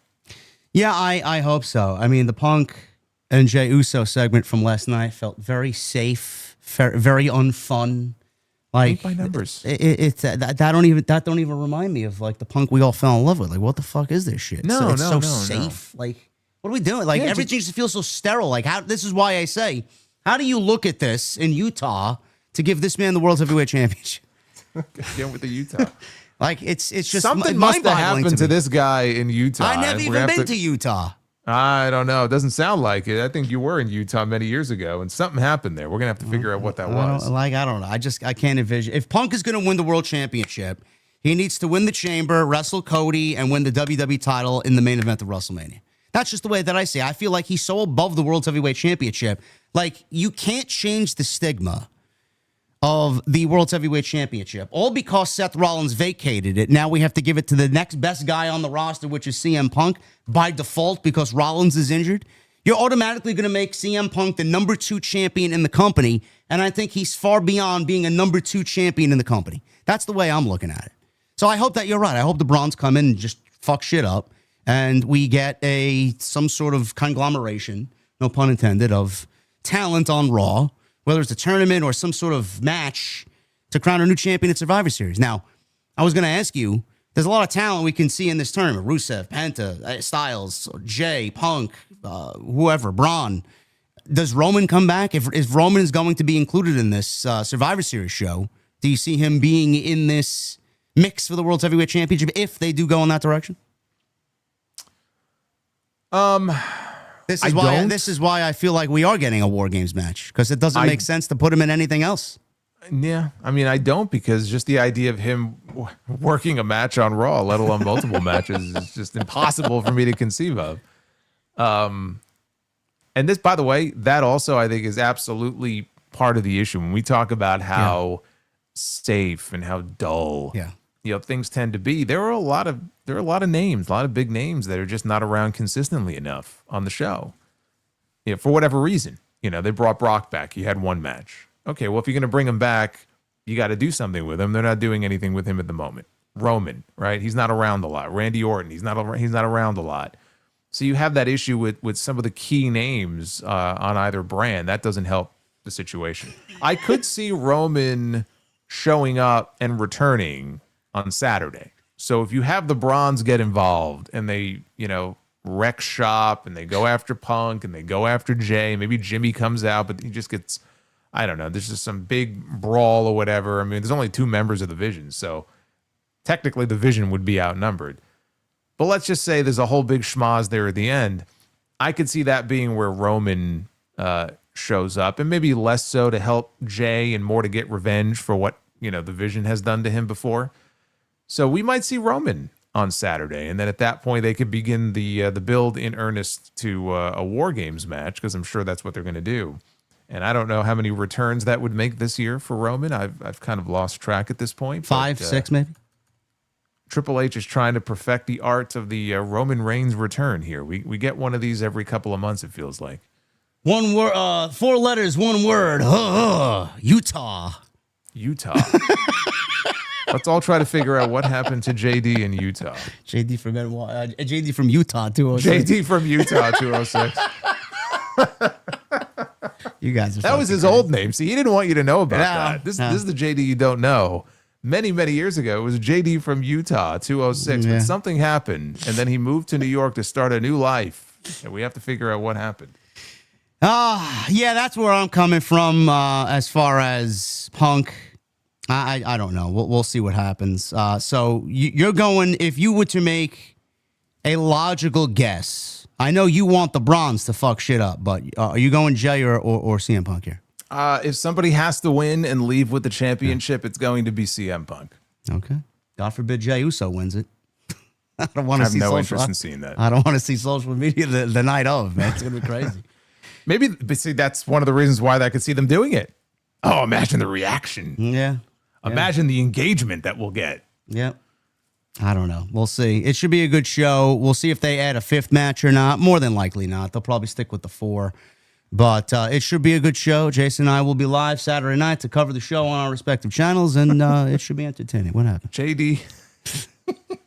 JD was a Mormon preacher. Can you imagine? No. Oh, No. my God. No, I cannot. That was a previous life. He was a Mormon preacher, but he got out. Can you imagine me and my 8 wives, bro? No. I can't imagine. No. You in the cloak? No. I can't picture it. I can't ever see me being in Utah, man. There's nothing for me out there. Snow. Yes, we get enough of that here, and God forbid, I hate it. Anyway, that's Saturday night's main event, and like I said, Jason and I will be live on Saturday. Should be a fun show. Hopefully they inject some fun into it, but it's WWE, so probably not. Hopefully Jesse Ventura is back. I know they won't let him do commentary anymore because they're a bunch of cowards, but hopefully he's at least on the show. Jesse Ventura and less commercials, hopefully. One could hope. Anyway, we got news here on Braun Breaker. There was a piece of news regarding him, and I guess WWE was worried about this. This is coming from, who is this? The Observer, I believe. Meltzer reported on this. WWE was concerned Braun Breaker and Bronson Reed would get babyface reactions after attacking Seth Rollins and kicking him out of the division. So, according to sources, WWE personnel expressed worry that Braun Breaker and Bronson Reed could receive unintended positive reactions, essentially being cheered as babyfaces despite their actions aligning them as heels alongside Paul Heyman. This reported concern is said to have directly influenced the creative decision on last week's episode of Raw. The source indicated that the potential for babyface reactions played into the decision to exclude them from the Battle Royal on Raw last week. Now, Jason, I know, Braun Breaker has been getting dog barks and positive reactions. He's certainly a tweener. He's not really full-blown heel. He's definitely getting those tweener reactions. Is this something that WWE should have concerned themselves with after the Rollins attack? I mean, I would not have been terribly concerned about it. I would have just sort of embraced it. I'm not saying I would have turned him babyface, but, if he's getting a reaction from the crowd, just, I don't really think it radically changes what you would do with him. No. So if he's going to get cheered, he's going to get cheered. If he's going to get booed, he's going to get booed. Ultimately, if you put him in the ring with a CM Punk or you put him in the ring with a Roman Reigns, he's going to get booed. So if he would have gotten cheered in the Battle Royal, I mean, to me, who cares? But I understand them not wanting him in the Battle Royal. See, and this is where people were like, oh, you're talking out of both sides of your mouth. This is what I said last week. Logically, and this is something that doesn't always apply to wrestling, but logically, Adam Pearce should not want to reward him for what he did to Seth Rollins by putting him in the Battle Royal. So I totally understand that. But I still felt that the follow-up with Braun Breaker last week was very underwhelming and very lame, coming out of that great angle that they shot when he turned on Seth Rollins, because you had this guy who looked unhinged. And he's standing there and he's talking to Bronson Reed and Paul Heyman. You're either with me or you're not, right? Putting him on the spot. Make your choice. Heyman looks like he's going to shit his pants. So, of course, he sided with Braun Breaker, and it looked like he was the alpha male. Like, he's going to be the real leader now of this crew. And then the very next week, and you saw it again this week, where he's just being very... Like, Heyman is almost like he's got him on a leash, and Heyman is just the teacher. Here... Why are things the way they are? And Heyman has to school him on why they are. And then he's like, oh, he's okay with it. It's like they're holding back with him now. Whereas they could have just gone balls to the wall. This guy walks around with a chip on his shoulder and a hair trigger. Remember when Heyman was with Solo for a while? And Heyman would walk around looking scared to death of the Tongans. And he was afraid to, say anything or do anything. That's how he should be around Braun Breaker right now, coming out of that angle that they did. And instead, it's like we're back to the vision, but just Seth is not around. Yeah. His attitude last night on Raw was like, can you explain to me again why I'm not in the Battle Royal? And Heyman's explaining, and it's like who is this guy? Yeah. Why aren't you? Why don't you have steam coming out of your ears? Okay. All right. Well, look, dude. Last week, like in one of the backstage segments, after Heyman schooled him, and then Heyman left the room, he just stood there. He goes, gee, I guess I still have a lot to learn, huh? Gee golly. Oh, gee golly. Yeah. Like, what? I think we have a lot of people to hurt. Her? Yeah, sure. Yeah, really. Yeah. Sounds like Donald Duck. Yeah, so like, is this the same person that I saw at the end of the show the previous week? Like, so yeah, I just didn't like the direction they took with him. I'm not saying he should have absolutely been in the Battle Royal, but they had the chance to do something a little bit different with him, and it's disappointing that they're just going to play the status quo. Dude, they may end up putting the tag team titles on him and Bronson Reed and just staying the course with whatever their original plans were. Well, Meltzer says this in The Observer: Breaker is expected to end up as champion, but they do have a plan on how and when to execute it, says Dave Meltzer. The report states Breaker is expected to end up as champion. WWE officials apparently felt like the upcoming Saturday Night's Main Event scheduled for November 1st was not the appropriate venue for Breaker's planned championship victory. Yeah, really? No, but it's better for CM Punk, though, in Utah, though, right? Well, neither one of them may win. We may not have any. Boy, I didn't realize the hostility that he was going to have towards our good friends in Utah. Do we have any Utah listeners for TNT tonight, man? The opinions expressed here by JD from New York 206 are his and his only. Be aware of that. I don't know. God forbid we take the show to Utah one day, man. Holy shit. It's like I'll be booted out of the whole state. Yeah, I agree there, man. I don't know. Hopefully we get some sort of fun going into Survivor Series. It should be a decent show on Saturday, but I don't know, man. I'm kind of worried that WWE is just going to do something that we don't agree with, and it's just going to cause social media shitstorm like it usually does. So I don't know. We'll see. We got some other news here. Andrade. Some follow-up here for Andrade. Andrade may be returning to WWE after he was fired from the company. He showed up on Dynamite to attack Kenny Omega, and now he may be back with the company. Now, so this is apparently coming from PW Insider. According to a report from Mike Johnson, Andrade continues to be advertised for upcoming independent dates in both Maine and New York. Now, we don't know what's going on. Could be resolved by then, could not be resolved. We don't know. The report notes a new belief regarding WWE's motives. There is a belief in some lucha circles that WWE is trying to use the leverage of the potential one-year no-compete as a way to bring Andrade back into the fold, into WWE. PW Insider stated that no one in WWE would confirm this, but they would never, but noted that the story is making the rounds in Mexico. So obviously you guys know what had happened. He was fired from WWE, not released. He was fired. It was reportedly believed by WWE, or by many, including Andrade, that he would be free to perform elsewhere because he was outright fired. He didn't think he had a 90-day attached to that. This led to Tony Khan's surprise when he showed up on Dynamite to attack Kenny Omega. We didn't see him for 3 weeks. We didn't hear of him for 3 weeks, only for then WWE to say, well, hold on, El Idolo. You got 1 year non-compete under the TKO contract clause. And that's where we sit right now, and he's hopefully trying to get this worked out. Now, I know David Otunga said something. He's an actual individual with some law background. I don't have his quote here, but for the gist of it, Jason, he did say that if Andrade wanted to take this to courts, that whatever WWE is holding him up for would not be allowed in court, and the courts would side with Andrade.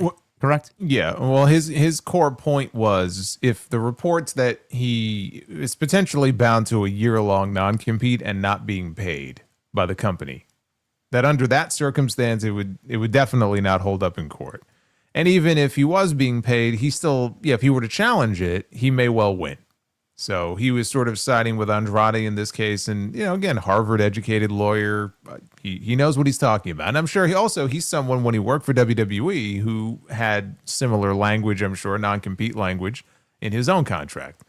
So that was my attitude about it. And, again, I have no Harvard law background, but if this was something that he really wanted to challenge in court, I think it would end well for him in that either he would win or more likely there would be some sort of settlement that would be reached. I don't necessarily think he wants to challenge them in court. We'll see how it works out. But I made the comment on Mike because I saw that same report from Mike Johnson, and I just said, can you imagine? Can you just imagine? He leaves WWE. He goes to AEW. His first night in, he attacks and lays out one of the top stars in the company, only to go back to WWE. Like the legend of this man. It would be so unbelievable. Like he would make history in wrestling. I can't think of anybody else who has ever done that before. Like it would be such a slap in the face. I don't know that Tony Khan could live that down if that were to happen. It's so absurd that I can't even see it happening that way. But the mere possibility that it could is just unbelievable to me. Well, I mean, it would blow up. Not that they're testing for wellness anymore. I don't know how serious they take those tests anymore. But I mean, it would just blow up the entire program to a point where it would be rendered useless. Do you see WWE trying to bring him back after all this? I mean, do you see that actually happening and he's back on WWE TV next year? I'm sure they would want to have him back. I'm sure they would. Absolutely. Just to take him away from Tony Khan after attacking Kenny Omega. Look what we did, man. Now he's back with us, and you got to fucking make up something else for Kenny Omega, and everything you did was basically rendered useless. The man who killed Kenny Omega returns to SmackDown. Oh, my God. WWE would love that. Are you kidding me? That's so awful, man. Listen, this is not a shock to anybody if it does happen, man. There was also this, and I saved this for the show because I love when I have these random things I don't tell him about in the sound check that I have here. Did you see this, Jason? Apparently, there was a user on Twitter who implied and made a rumor that Andrade might be connected to criminal organizations in Mexico. So he says, going to be wild for me to say this. This user said, "This is allegedly coming from me, but is it crazy to think Andrade may be involved in some Mexican cartel business or nationwide crime scheme? Something big is going on here." And then Andrade quickly responded to this baseless speculation by saying, and I quote, "What? Tranquilo, amigo." And he followed up with a direct plea, adding, "Will everyone please stop making things up?" This is what it's now degenerated into, man. Andrade's working with the cartel. See, he missed a great opportunity to use that meme, like, how you know. You ever see that meme? You should have just posted that GIF. How you know? That would have been fantastic. That would have been perfect. That would have been the perfect response to that idiotic, dumb tweet. Yeah, I didn't see that. That's the first time I'm hearing about it, and it's perfectly on brand for Twitter. Yes. So that's no, Andrade is not working with the Mexican cartel. So no, that is indeed a baseless rumor. Let's see. We got Halloween Havoc. Let's quickly go over this. We're not going to go full breakdown here, but I did watch some of the show. I got in late to watch the rest of it, the second half of it, but we did get Javon Evans and Leon Slater versus Mr. Iguana and La Parca. And it's nice to see Javon Evans and Leon Slater, two unbelievably gifted individuals there. Slater and Evans beat Iguana and La Parca. I assume that these guys, Iguana and La Parca, were on the show because it's Halloween and they look like they're dressed for Halloween. I'm going to That would be my assumption, yes. Because Okay. it definitely felt like a very random match. Very random. Very random. I don't know what that has to do with what they did at Bound for Glory, but... no, but they wanted to get the Layeska spots in Yes. there. And Yes. so that's the whole purpose of it. Ethan Page defended the NXT North American Championship against Dr. Wagner Jr., and this was for the North American Championship, I believe. Was this title for title? No, this was just the North American Championship. Day of the Dead match, and Ethan Page wins. Ethan Page is on one hell of a run, huh? He's doing great down there. He is. Yeah, no, he is. And I saw he got busted open hard way, too. But, he and Chelsea Green, they've done some stuff together. And I could see that being an on-air pairing on like SmackDown. Yeah, I think that's a natural move. I know they're in a mixed tag team match, I believe, in Mexico at some point soon. They are. But to me, like, it would just be the Secret Hervis stuff is just dead. Yeah. So to do something different with Chelsea, who's great, and maybe pair her up with Ethan, I think would be a great way to introduce him to the main roster. Yeah, I like it. NXT Women's North American Championship. This was Zarya filling in for Sol Ruka, who Zarya is wrestling on behalf of Sol because she has that injury, quote unquote. I'm not even sure if it's a legit injury or not. We'll talk. Yeah, We'll talk about that in a second. Against Blake Monroe. Blake Monroe is now the new North American champion. So that is not the first championship she will win here. She's going to win many a championships, not only on NXT but on the main roster.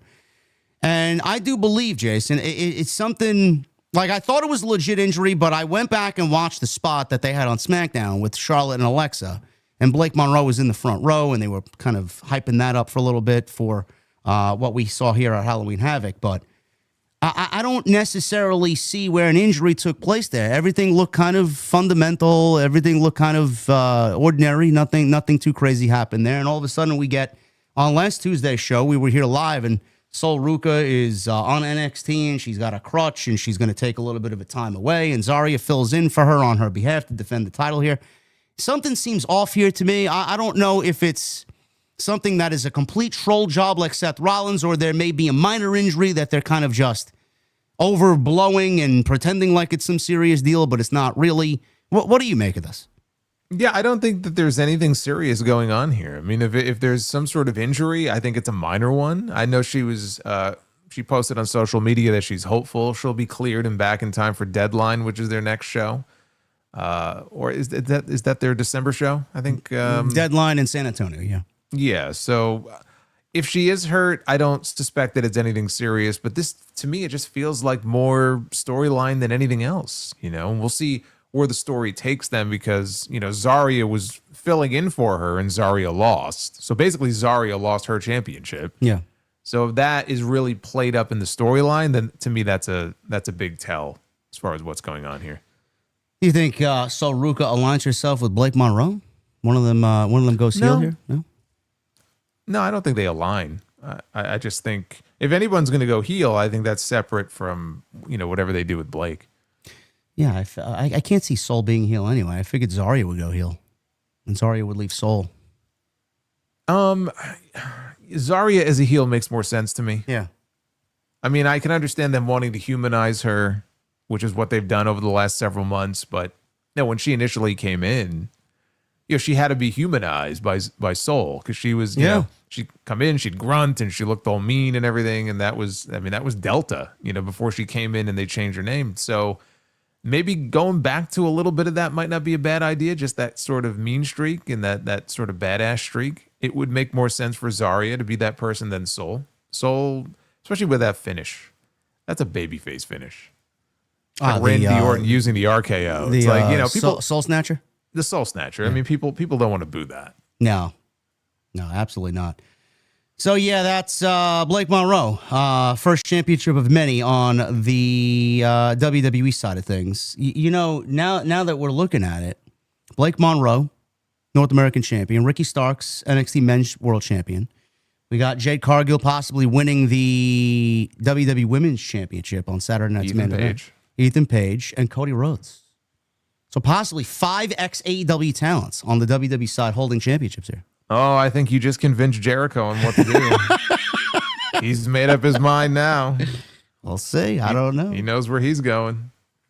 JC Jane is no longer the NXT Women's Champion. She lost it to Tatum Paxley. Pretty good stuff here. I'm still not a big fan of JC Jane. I like Tatum's look. I think she's. I think social media kind of overrates Tatum Paxley, and just from what I see, in my honest opinion, I don't have anything against her. I just don't think she's fit for a long reign as world champion, is what I'm getting at here. Neither was JC Jane, but they had her take the belt off Stephanie Vicaire, which is still a very weird decision. But I think JC Jane, Jason, is getting ready, and maybe it's including Fatal Influence in the package to get called up to the main roster. She did what she needed to do. She got her run. It was significant enough where she held both the NXT and TNA Women's Championships. So I don't know where we go from here, but there are a sea of women down there that are ready for that breakout spot. You got Lola Vice, you got Jada Parker, Lash Legend, Jordan Grace, if she's ever going to fucking get called up. I don't know what they're waiting for there. I mean, there's a whole sea of women down there that could fill in for the NXT Women's Championship here. Don't know what they do with Tatum, but this wasn't bad, and I was actually surprised that they put the belt on her. I thought it was a very good match, and I watched it, and I think that this run has been very good for JC in that she's opened up my eyes a little bit, in that I don't rate her, at the same level as some of the elite women they have in their division right now. She may yet get there. She's not there yet, but she is in a much better position now than she was before. And I think in looking at some of the matches that she's had since beating Stephanie to win the championship, including when she had the TNA title, she's put together some good matches, during this run. So I think it's been good for her. I think she's opened up some eyes. And I do think that if she is going to get the call up, it would be better to do it as a unit and not just individually. But yeah, she's another one that they could absolutely, find something for her to do, especially on SmackDown. SmackDown is in more dire need right now of help than Raw is. So take your pick. You just named a whole bunch of names. Zarya, Sol Ruka, Jordan Grace, Blake Monroe, right? Yeah. It might not happen right now because she just won that title, but it's not going to be that much longer, before she's on the main roster. So there's plenty of talent there for them to integrate into the main roster. JC Jane may end up being one of those names, but I would call them up as a trio. Yeah, I agree. And you could see as well, they're starting to integrate some of the more advanced women on Evolve over to the NXT proper. You see Kendall Gray over there, who's fucking great. I love her. Yeah, she's great. And who else was there? Who was the champion before Kendall? Lash Legend. Who was the champion before Kendall? She was also very good, too. She's got that very muscular look, almost like a Bianca Belair style. Oh, God. The Evolve champion? Yeah, whoever Kendall beat. I forgot what her name was. I don't remember who it was. Chat, you guys, you might. I know there's somebody here that watches Evolve. Someone can fill us in. But yeah, there's a couple of standout women over there as well. Yeah, so they have plenty. They have plenty down there. They can make a move or two or three even if they want to. Callie Armstrong. That's who it is. Yeah, she's got a great look. So yeah, a move or two or three, like I said, to supply SmackDown with some fresh faces. I mean, that's the move right there. Dark State, they defeated the Broken Hardys. I know we watched Bound for Glory, Jason. We saw what they did with the Dudleys. It wasn't too crazy with the Dudleys at Bound for Glory, but Jeff did jump off a ladder and almost kind of impale himself on the bottom rung of the ladder there. A couple of table spots. It was innocent enough for a retirement match for the Dudleys, but again, bro, right from that into this, and we get Jeff jumping off ladders, and we get plunder everywhere. It's like at some point, I'm never going to be one to tell Matt and Jeff what to do because they know better than us. But I mean, how much longer can they do this type of style, bro? I mean, do they even need to anymore? And keep doing this, they're going to be broken. I mean, that's basically 2 TLC type matches within a few weeks of each other. And you could tell in their matches, like in the last couple of years, like they're definitely working safer, as compared to how they used to work. And they know their limitations, and they're getting older, and so they're smart enough about that now. Especially Jeff, he's not doing as much in the way of crazy shit as he used to do. But I feel like this is not something they need to be doing more of. So hopefully that'll be the end of the ladders and all the plunder and stuff for a while. Because to answer your question, no, they don't have to be doing it. They don't. Yeah, they're at a point now where they're a big enough attraction just on their own when they show up as the Hardys, So I thought the match, for what it was, I thought it was good. You know, it was fine. Wasn't the the highlight of the show or anything like that. And they did the honors for Dark State. They put the younger guys over. They had a short run with the NXT titles. I think it's pretty obvious looking back at it why that was done. You know, it was done to get people talking on that big Invasion show when they were up against Dynamite at the beginning of the month. And so, that was a big moment. And now it's over. And they still have the TNA tag team titles. And don't forget the HOG as well, tag team titles. So I will tell you, I'm not inclined to be putting them in any kind of TLC style matches. They're a big enough attraction on their own. They don't need to be doing that kind of stuff, and hopefully they'll start to get away from that a little bit, because you can only do so much of that. You can only do so much of that if they were 20 years younger. Now imagine them going out there and having matches like this every few weeks at this stage of their career. That doesn't seem wise to me. No, not at all. Jeff came off a very tall ladder in this match. Yes, he did. He came off a very tall ladder at TNA too. But I think this one might have been taller. I don't know. I'm glad that they're working a safer style. We need to preserve them as long as they can continue doing this. But this is certainly not the way. Now, the only one, I believe, that's holding gold from the NXT side, holding gold for TNA is what's her name? Kalani Jordan. Yeah, she's got the TNA Women's Championship, or Knockouts Championship. So when and where she loses that, and to whom, I don't know. So, and then we got the main event. We got Ricky Starks, and we got Trick Williams, or like Santino says, Tricky Williams. Ricky Saints beat Trick Williams. And again, this was fine. I'm a big Ricky. What do I call him? Ricky Stark? Ricky Saints. Ricky Saints and Trick Williams. What happened? That's bad news. I know. I'm going to Guantanamo Bay. I'm already there. Ricky Saints and Trick Williams. Listen. I think both are very talented. I think Trick is ready for a call up, even though I don't want to say he's not ready.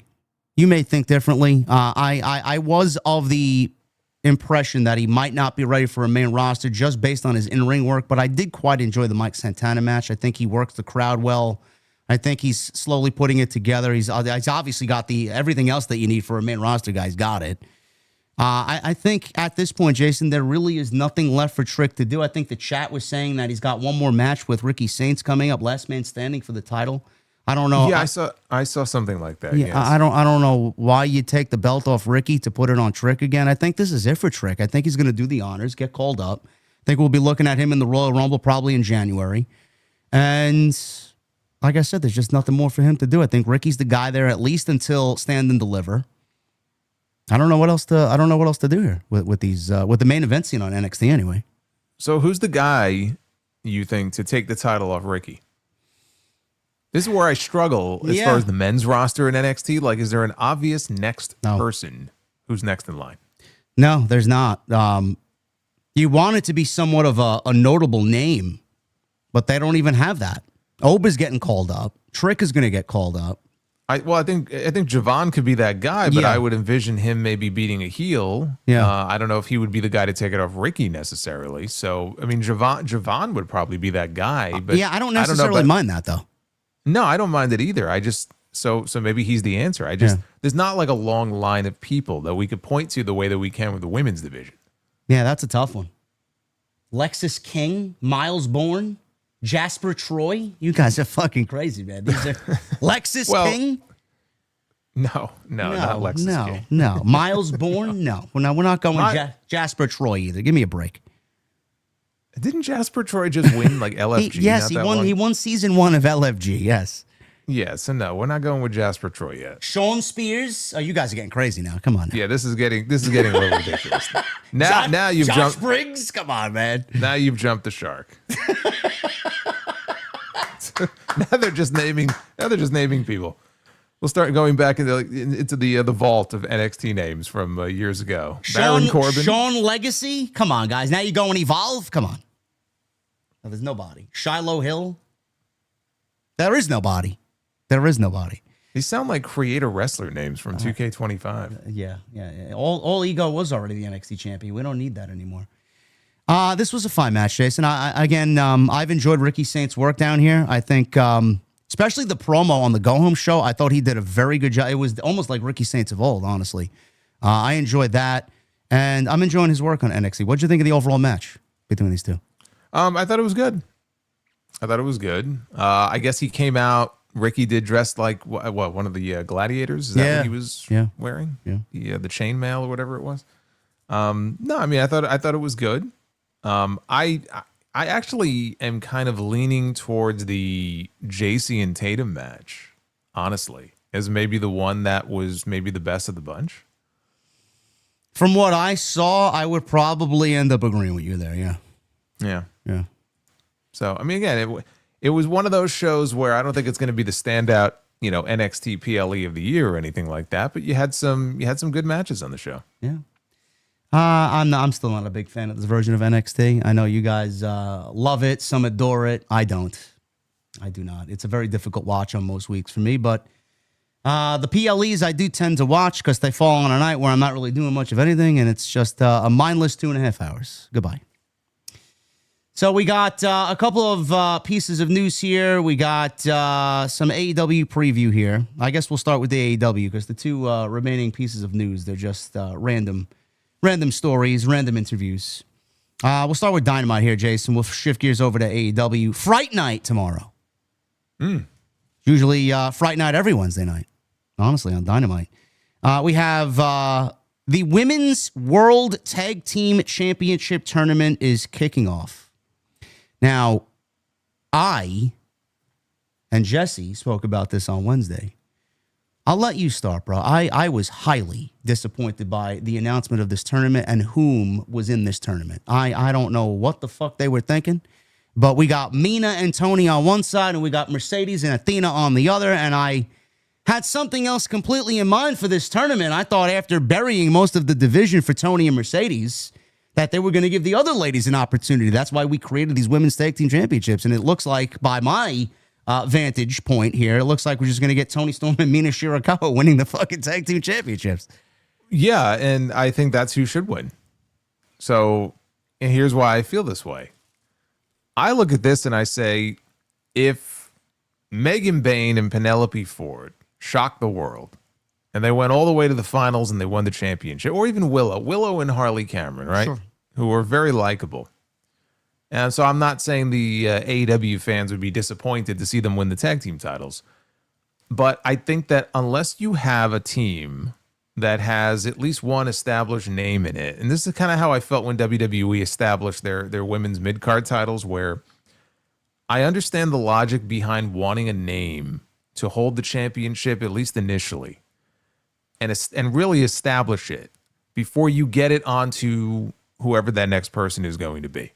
And I look at what Becky Lynch, for example, has been doing with the Intercontinental title on Raw. Now, she's had that championship for a good chunk of the year. I'm not saying that they need to have it for that long. But I think it's inarguable that she has helped elevate that championship on Monday Night Raw. Especially when you compare it to the state of the U.S. title on SmackDown. She absolutely has. Yeah, I feel like it's the best work of her career. Yeah, I mean, it's night and day. And then I see, and I love Julia, but I see Julia holding it, or I saw, Zelina Vega with the U.S. title, or even Chelsea. She didn't have it for very long. Look at where the U.S. title is. Look at how they have fumbled the U.S. title relative to the IC title. And that is where I think you get benefit out of putting that championship on somebody that the people actually give a shit about, and someone who's already established. And then I look at the story. What was the story coming out of Wrestle Dream with Toni Storm, right? Her sitting in the back, looking off in the distance, and then Mina showing up, tears in her eyes, like, we've lost everything. And so, of course, naturally, they gravitate to each other. They're going to be a team. They've lost everything. Like, Mina had her interim title. It's gone. Toni had her world title. It's gone. I like them winning the tournament. I think they're the favorite. They should win and get a little run with it. And then eventually they're going to drop those championships to a Megan Bayne and a Penelope Ford, or a Jamie Hayter and a Queen Aminata, whoever it's going to be. And then you can kind of be off to the races, but you need to establish those titles as something that people are supposed to care about. And I think it's more likely to happen if you have it on someone like Toni Storm, at least to start. I'm not saying they have to hold it forever, but I understand the logic if that's how it works out. I understand the logic behind it. And I probably would do the same thing. You don't have a problem with them kind of focusing all year on Tony and Mercedes and kind of throwing every single woman at both of them to give us that match in Texas at All In, to continue the spotlight of the division around Mercedes and her 18 belts, and Tony, who is 600 days combined reign as a 4-time AEW Women's Champion. Mm-hmm. All year, we've gotten Tony and Mercedes and Tony. You don't have a problem with them kind of using the tag team title tournament, which was certainly a way to give back to the other women that they've buried alongside the rest of the division, with Mercedes and Tony leading the forefront here. You don't find it kind of disrespectful to the other women that they were looking for an opportunity, and this opportunity is not going to come because we're going to go right back to Tony and Mercedes?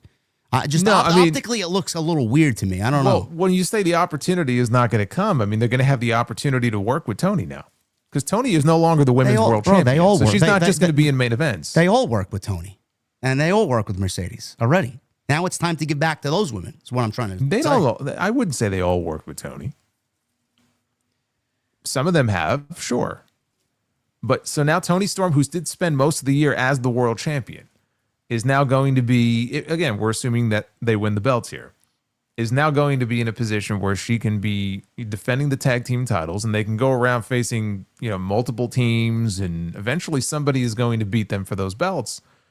So I look at it like that. I look at it like, okay, now they're going to be working with Tony, and hopefully by doing so, it will help elevate their game and elevate their profile on the show to where people don't just look at them as a mid-carder, which is the way that a lot of people tend to look at some of these women, because they've just been marginalized so much and they haven't really been focused on. So they're still going to get the spotlight. Just because they don't have the belts right away doesn't mean that they're not going to get around to it. When the WWE women's tag team titles were established, who were the first champions that won those belts? Sasha and Bayley. Sasha and Bayley. Two names who were already established and that the people actually cared about and that, had equity. Now, we could comment on where they ended up going. That's what my next question was. How long did that last? I could read it. I knew the question was coming because I agree with you. And what they've done with the title since has been deplorable. I get what you're saying, bro. I get what you're saying. But do you trust AEW to do the right thing here with Tony and Mina winning? I mean, if they drop it to a Harley and Willow or Megan Bain and Penelope Ford, do you trust the creative brains over in AEW to take that upstart team to beat the Stars for the title and then do something with the titles in that new tag team? I don't trust them at all. So why don't you just give back to the fucking women now instead of just waiting to have them beat Tony and Mina? So what you're saying is then if you don't trust that they're going to end up doing the right thing, and I don't know whether they will or not, we're going to find out because we've never had women's tag team titles in AEW before. But what you're saying basically is let's just put the titles on one of the lesser established teams and build them up in the tournament, yeah. No, but we're talking post-tournament. We're talking about they win the tournament. They have the belts now, okay? The belts that don't mean anything because they were just established, right? That first champion has to establish them. So right now they mean nothing. They're just a couple of pieces of tin. See what I'm talking about? Like, I like the idea of at least putting them on someone that actually is an attraction on the show and that has name value, and then having them get a run with it and eventually transitioning those belts onto somebody else who hopefully will benefit I get what from you're saying, working with them. And I don't mean one match, by the way. It would be, a team that would probably work with them multiple times. Tony Storm has had multiple Dynamite main events this year. There's a lot of women on their roster who have never had a Dynamite main event. If it takes Tony Storm winning the tag team titles because Tony Khan loves her so much, if it takes that to maybe even get a couple of Dynamite main events where Tony Storm is part of that match, defending those titles against, again, whoever it is on the other side of the ring, Willow and Harley. Okay. There's a hell of a lot better chance of that happening than if you just put the belts on Willow and Harley, and then what? Where do they go from there?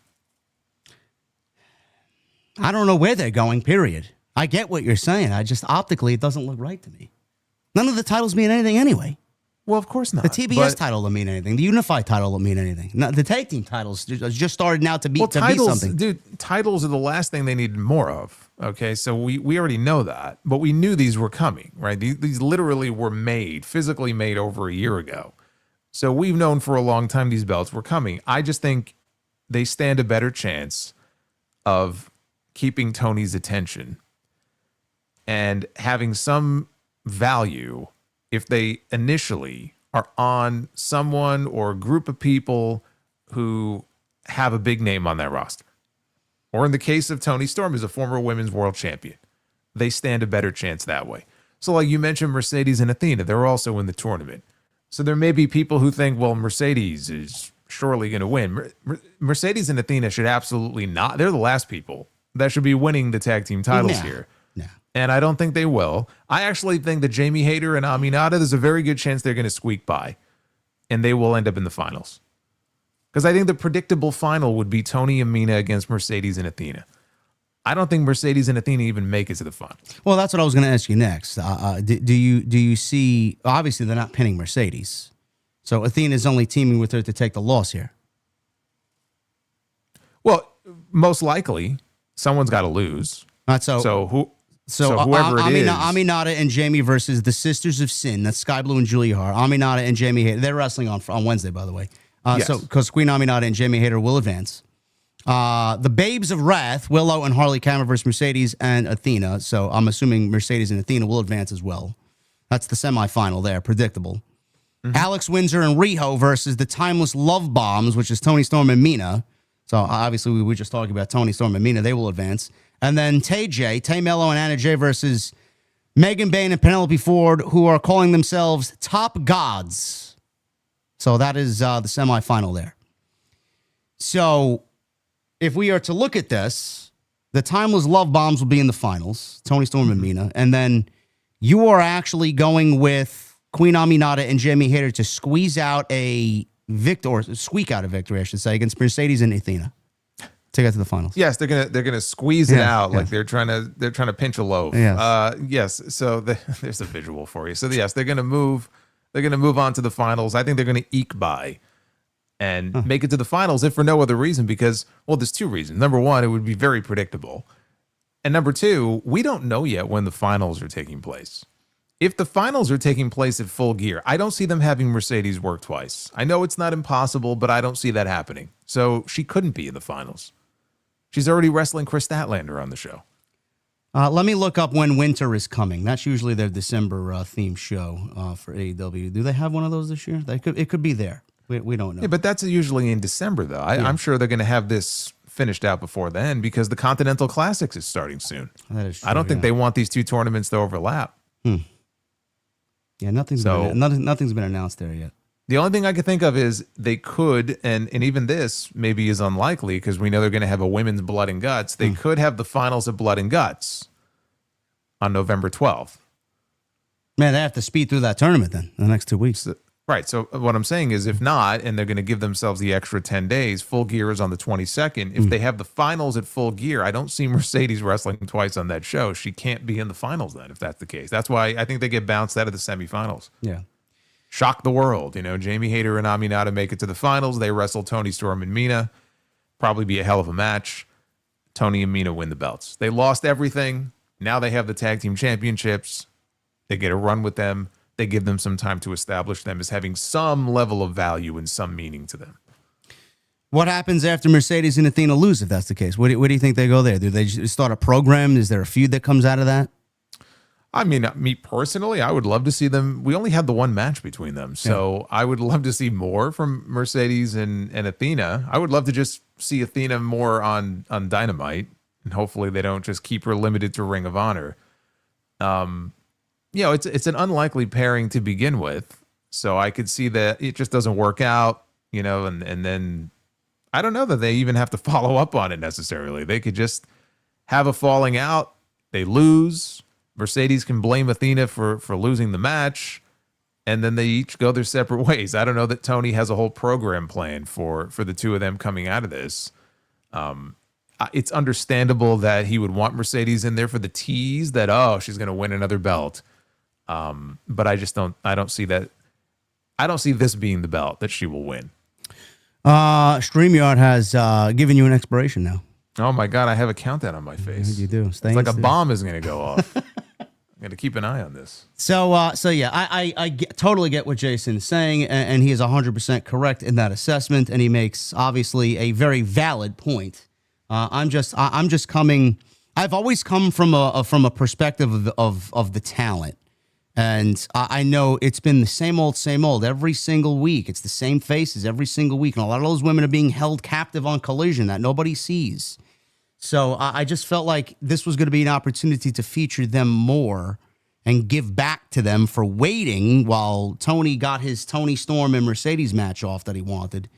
But we'll see how this tournament plays out. Hopefully they know what they're doing, and hopefully they do make it seem special, because they do have a potential to make these titles feel somewhat meaningful with the mountains of talent they have in that division, and they have access to the indies where there are several more teams that they could utilize and just bring on into Dynamite. So, well, even if you watched Collision, which I'm sure you didn't, but there was a segment on Collision where Tegan Knox made her debut. Tegan Knox and Miranda Alize? No, Alize. Alize. Okay. I didn't realize that they're a real life couple also, but they debuted together in this backstage segment where they just showed up. And they laid down a challenge to, was it Jamie and Aminata, I believe, or who was it? No, I think it might have been TJ. It might have been. Okay, yes, it was Anna Jay and Ty Mello. Yeah. So I don't know if if they signed an official deal or not, but I guess that could be another potential team as well in this division that they're building. There you go. You got Casey Catanzaro and Lacey Lane waiting in the wings. So there's some talent there. So we'll see what happens with that. That kicks off tomorrow, tag team title tournament with the Sisters of Sin, Queen Aminata, and Jamie Hayter. There is also a number one contenders tag team four-way.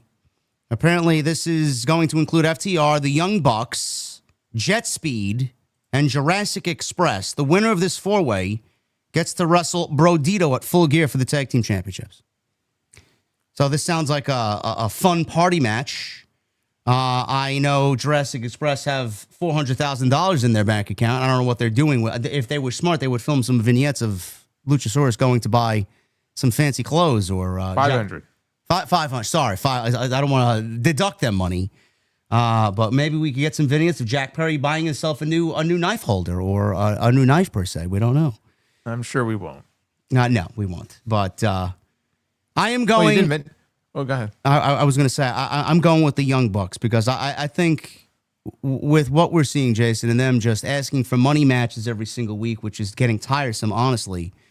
I think the way that they get back to where they want them to be, and clearly we see that they're going babyface, is to get them back in the tag team title picture, put them in the ring with Brodito, and get them the tag team championships. And then, like I said, we talked about this weeks ago on this show, when Cope and Christian return, and they take care of FTR, then we get Cope and Christian versus the Young Bucks for the tag team championships, and I could see that taking place very early 2026. That's my prediction. Yeah, I mean, that sounds like the play to me. I'm sure the Bucks would love to work with them. They probably would love to work with the Bucks, and it's a marquee match that's never been done before. I could see Tony Khan wanting to do that match. And we got another four-way. It's Fright Night four-way night here. We got Ricochet, Bobby Lashley, Samoa Joe, and Hook. Fatal four-way. Winner faces Adam Page at Full Gear. Oh, man. I have no idea who's going to win this. This is a hard one. Why? First of all, I have a lot of questions here. Number one, what does Ricochet have anything to do with the World Championship? But why is he challenging for a shot at Adam Page, number one? Bobby Lashley, I can understand. I mean, that's where he should be. I don't know why we waited this long to get him in that position. What the fuck does Hook have to do with anything? I don't really know why he's there. Dude, Hook is in there. It's very obvious why Hook is in there. Okay, do you even don't give away the illusion yet, man. Come on, don't ruin it for me. Have to ask that question. That and also why does in the history. Well, that and the history with him and Joe. So I'm sure that they'll come together at some point during this match. Why does he make these predictable matches? Why?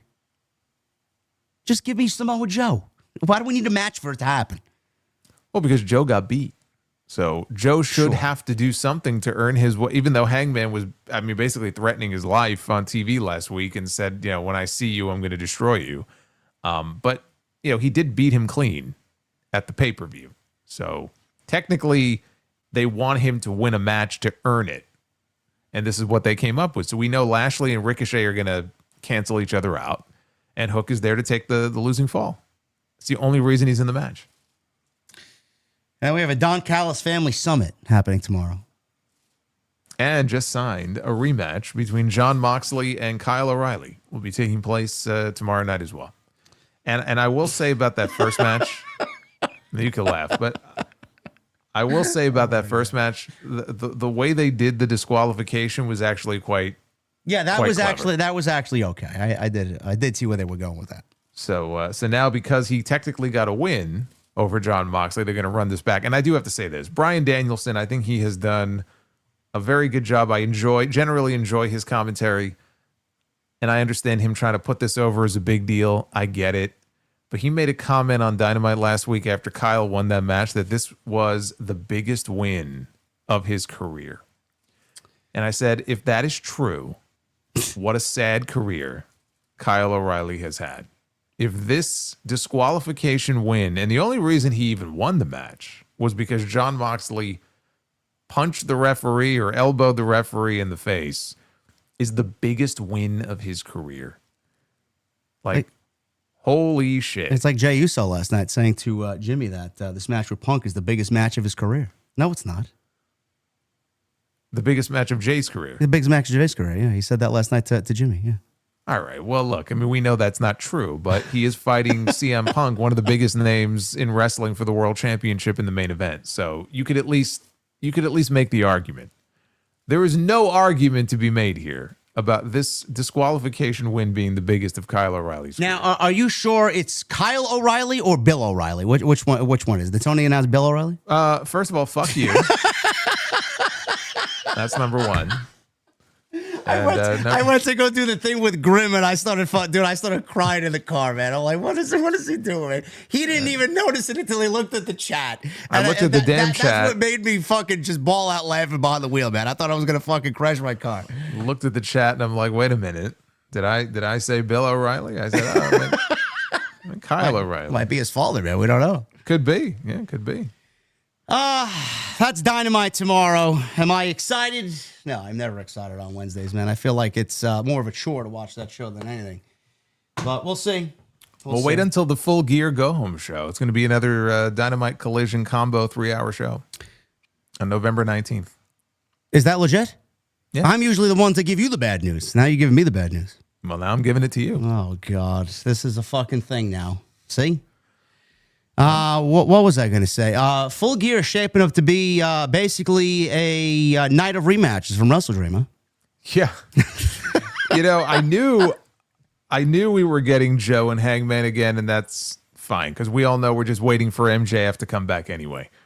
But I was blown away by how many fucking rematches we are getting. Basically, almost the entire card is just being run back again, right? So even Fletcher and Mark Briscoe is another one.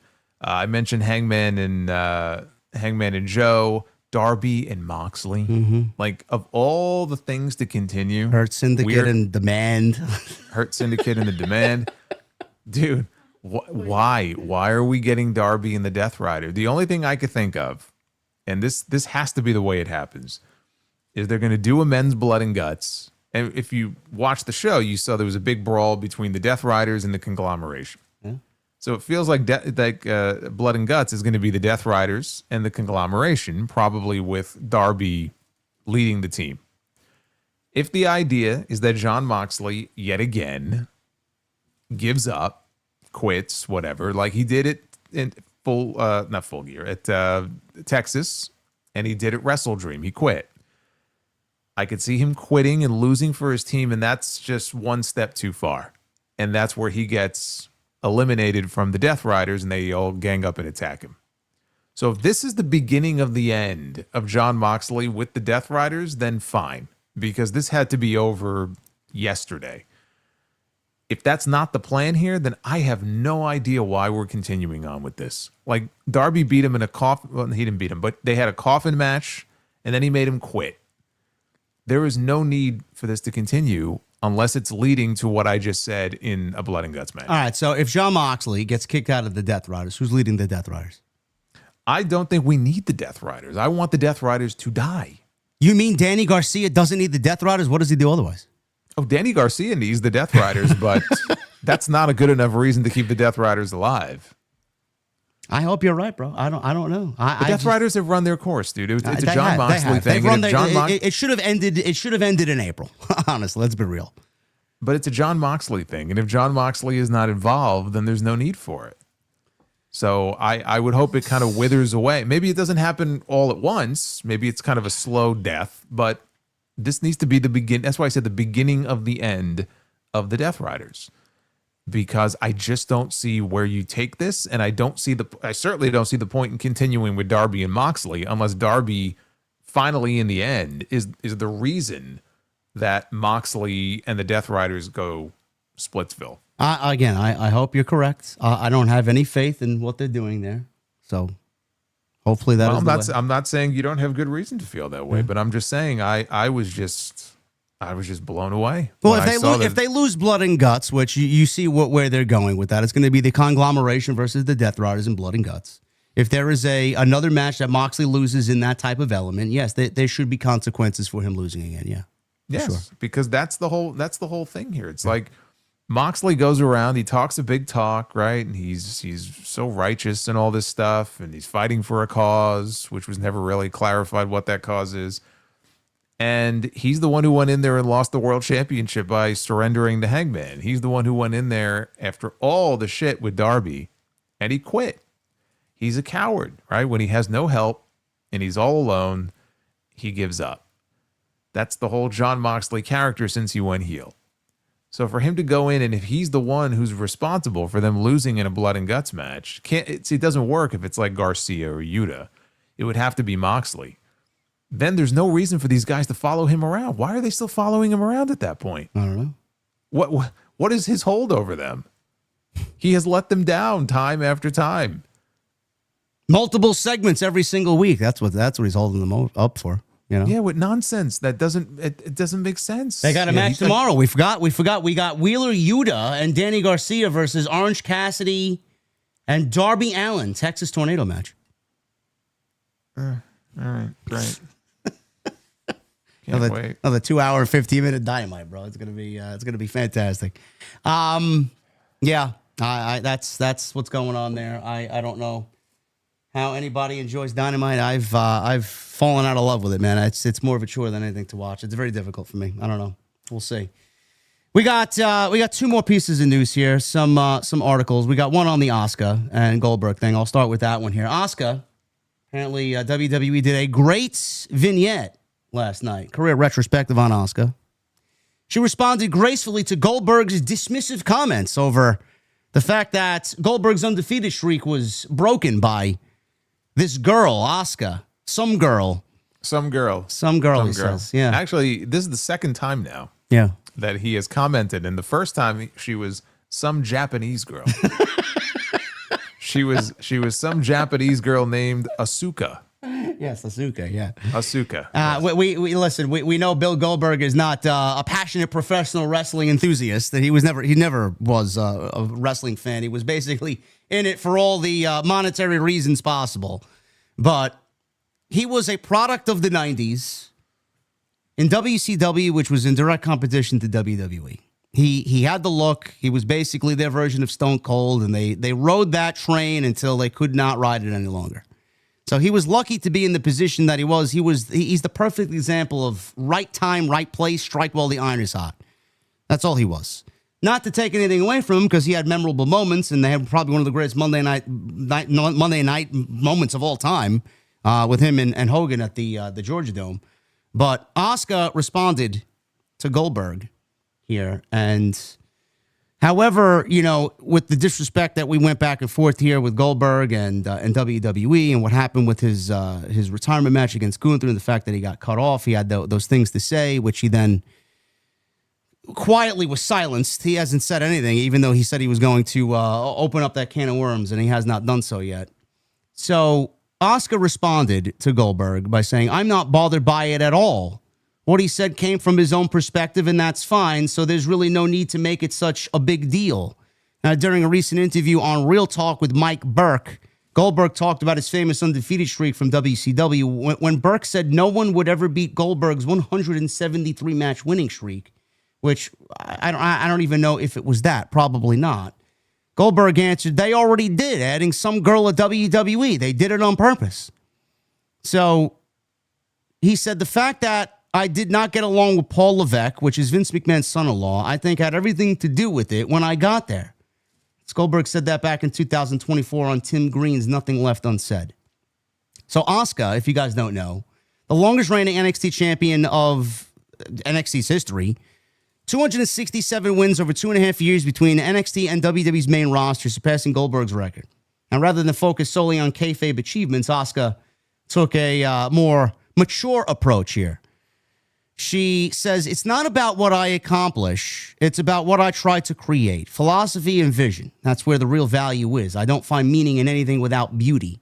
I've achieved every record, every title, but those are just milestones. What really matters is opening a new era, creating the moment that separates before Asuka and after Asuka, having the power to change an era. That's where true value and beauty exist. I don't chase records or championships. They're the ones that come to me.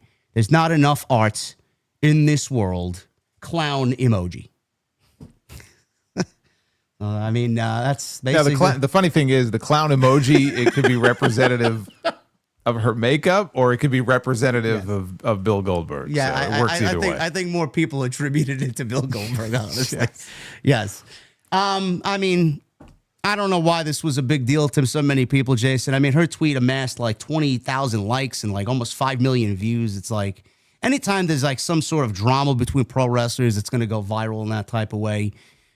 Bill Goldberg's streak was 173. It wasn't 173. It was a product of the environment, and they wrote it, like I said, until the wheels fell off. And Asuka's legitimate reign in NXT, she was a product of a division that they stripped down to bring up Sasha, Charlotte, and Becky. And Bayley was one of the few women that remained down there. She got called up last. They basically left that entire division to Asuka for her to carry on her back, and she made chicken salad out of chicken shit. And then when Shayna Baszler came along, and then they brought Io in, things started to get really going again, and Rhea got there, Bianca got there. It was a long time before we started to see that division reach the heights that it previously had, because they stripped it dry to go put all those women on the main roster. So when you look at Asuka's reign, not only is it something that NXT needed at the time, and they put the division in someone who could obviously carry it, but man, you're not going to find a more deserved record in modern wrestling history than the one Asuka has. So I don't know why anybody's looking down on that, or Goldberg for this matter, to look down on it like she don't fucking deserve it. That's just the way I see it. No, but you see, you're looking at it wrong. Like he doesn't look at it that way because he's not a wrestling fan. So records and all that kind of stuff, like he's concerned about his own stuff, and he's concerned about the fact that in his mind, whether it's true or not, the only reason the WWE had another wrestler, whether it's a male or a female or whoever, break his streak, his fictional streak, was to get back at him because he was a WCW guy. So it was like, we're doing this to spite Bill Goldberg, and that's the sole reason that they did it. He doesn't watch wrestling. He doesn't know who Asuka is, clearly. He can't even say her fucking name right. And so he doesn't care about any of this stuff. Like, to him, he's not a wrestling fan. He doesn't follow the product. He genuinely does not know who this woman is. I don't think it's anything he's not being intentionally, hurtful to her. But my whole attitude is this. This is at least the second time now in the last couple of years that he has brought this up in an interview. Because even like in this case, he was asked about, like, I saw that part of the interview, the most recent one. He was sitting with this guy in Goldberg's garage. All of his cars are behind him. And that's what he cares about now. Right? Two things in life, football and his cars. And wrestling is below both of those things. And it just came up in the conversation. The guy mentioned that in WCW, you have this undefeated streak, and he has to throw it in there. The WWE, I used to have the streak, but they had some girl beat my streak. If he insists on continuously bringing this up, because this is, again, multiple times now, it is a slap in the face to at least not learn the woman's fucking name. At least put a name to it and say it properly. Put some respect on the woman's name, or don't talk about her. Because I don't think Asuka spends 5 seconds of her time thinking about Bill Goldberg. But this is at least the second time that he has brought this up. So clearly it bothers him. He may say it doesn't, but clearly it bothers him on some level. If you insist on doing that, learn her fucking name.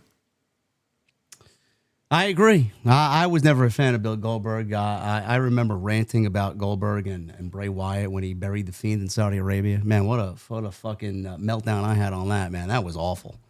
That was an awful, awful situation with him around. I think the one good match that he had was with Brock at WrestleMania, and that was it. That should have been it for him. That should have been his call to a career. That's it. Goodbye. That would have been the perfect send-off because they had that terrible match at WrestleMania 20. So here was they were able to come back and have the match I think that they would have liked to have had all those years earlier. It was like 6 minutes, right? Smash mouth stuff, and they were just hitting each other with big moves and suplexes and shit. It was exactly what it should have been. And he lost. And that if he would have rode off into the sunset at that point, I mean, he would have gone out on a high note. But remember why he came back. You know, he came back for the payday. Of course. So, of course, WWE, they come calling, and it's like, hey, we want you in Saudi. We want you here. We want you there. He's not going to turn that down because he doesn't look at it that way. Like, oh, I want to preserve my legacy. What a great way that would have been for me. No, he's like, okay, the money's good enough, and I can get in shape for it. Sure, I'll come back. I'll do whatever you want me to do if you pay me. Because he doesn't think like that. Like, that stuff is not important to him. It's just, it's a business. And I'm not even saying there's anything wrong with that. But where I take issue with it is, again, when I'm looking at these interviews and how he talks about it. And then when he mentions her in the context that he does, that's all I'm saying. Just learn the woman's fucking name if you're going to constantly be bringing her up like that. Yeah, I agree.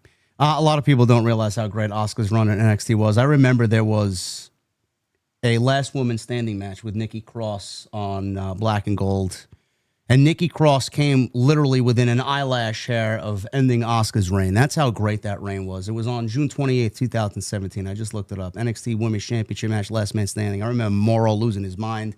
Ladies went through a table. That was a great fucking match. A lot of people don't realize how great that reign was and how important that reign was in the aftermath of losing Sasha, Charlotte, and Becky to the main roster. I don't know. Jason's correct. Goldberg doesn't look at it that way. I certainly look at it that way because without Asuka, I don't know where the fuck that division is.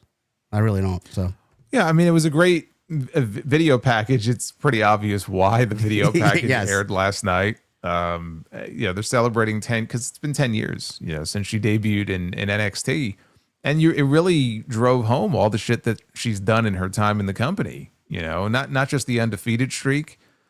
Which they didn't even put like the number of wins to it. No. It was like 914 days. And then the Royal Rumble win, the Money in the Bank win, multiple championships. Like she's accomplished a lot, and she's certainly done more for that division and that company specifically in the last decade than Bill Goldberg has. And then we'll end with this here. There was an interesting interview with Jinder Mahal this past week on Inside the Ropes, and he was actually asked about the infamous rumor about Brock Lesnar not wanting to work with him going into the Survivor Series in 2017. Now, everybody thought that Brock didn't want to wrestle Jinder, and that was when the time Vince was doing the brand versus brand, champion versus champion Survivor Series matches, which is fucking lazy, and WWE has somehow now adopted that with the Crown Jewel Championship, with Triple H leading the charge here every year. But he talked about him losing the championship on a European tour. And he said during his reign, he noted the importance of gaining promo experience. And he received some praise from Vince McMahon for a specific promo. And then at Survivor Series, when Survivor Series was approaching, the plan was for Jinder Mahal, the WWE champion, to face then Universal champion Brock Lesnar in a non-title match, which is brand versus brand, champion versus champion match. Mahal acknowledged the uncertainty surrounding the match's dynamics. Brock's a heel, I'm a heel. I don't know how we're going to do this match. Is he going to turn babyface for the night? Or people going to cheer him? I don't know who's going to go over. We're both champions, so I don't know. Then plans changed. The European tour happened just a couple of weeks before the pay-per-view. Mahal is scheduled to fly back early from the tour to appear on Raw for a promotional segment with Lesnar, but the title change occurred before that could happen. He says, I lost the title on a European tour. Before we went to Europe, me and AJ did a promo or something, and then they announced a title match for Manchester. He then detailed finding out about the title loss on the day of the show in Manchester. He says, I found out the day that I'm going to be dropping the title to AJ. Basically, I get to TV, I see Michael Hayes. He tells me, hey, go to Vince's office. AJ gets summoned into Vince's office as well. Me and Vince are shooting about bodybuilding. AJ comes in. And then he recounted Vince explaining the situation, citing a marketing error where the Manchester match was advertised as a title match when it was intended to be a non-title match. McMahon then, yeah, I'm sure that was the case. I'll buy that for a second.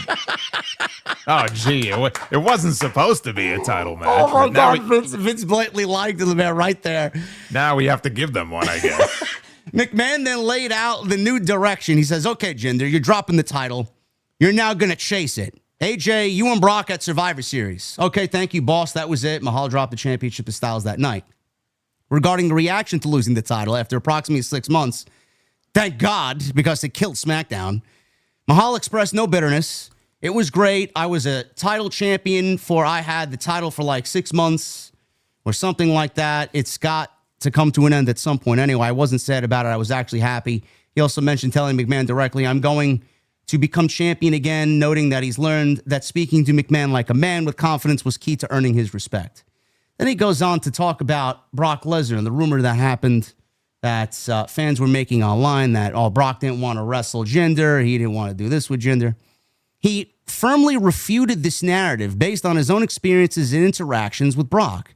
Nobody told me Brock doesn't want to work with you, etc. In fact, Brock showed me nothing but respect, even to the very end of my time in WWE. If Brock sees me in the locker room, he shows me the utmost respect always. Handshake, hug. I don't see him, treat that and others that way. I don't see him with everybody like that. Me and Brock have a certain respect for each other.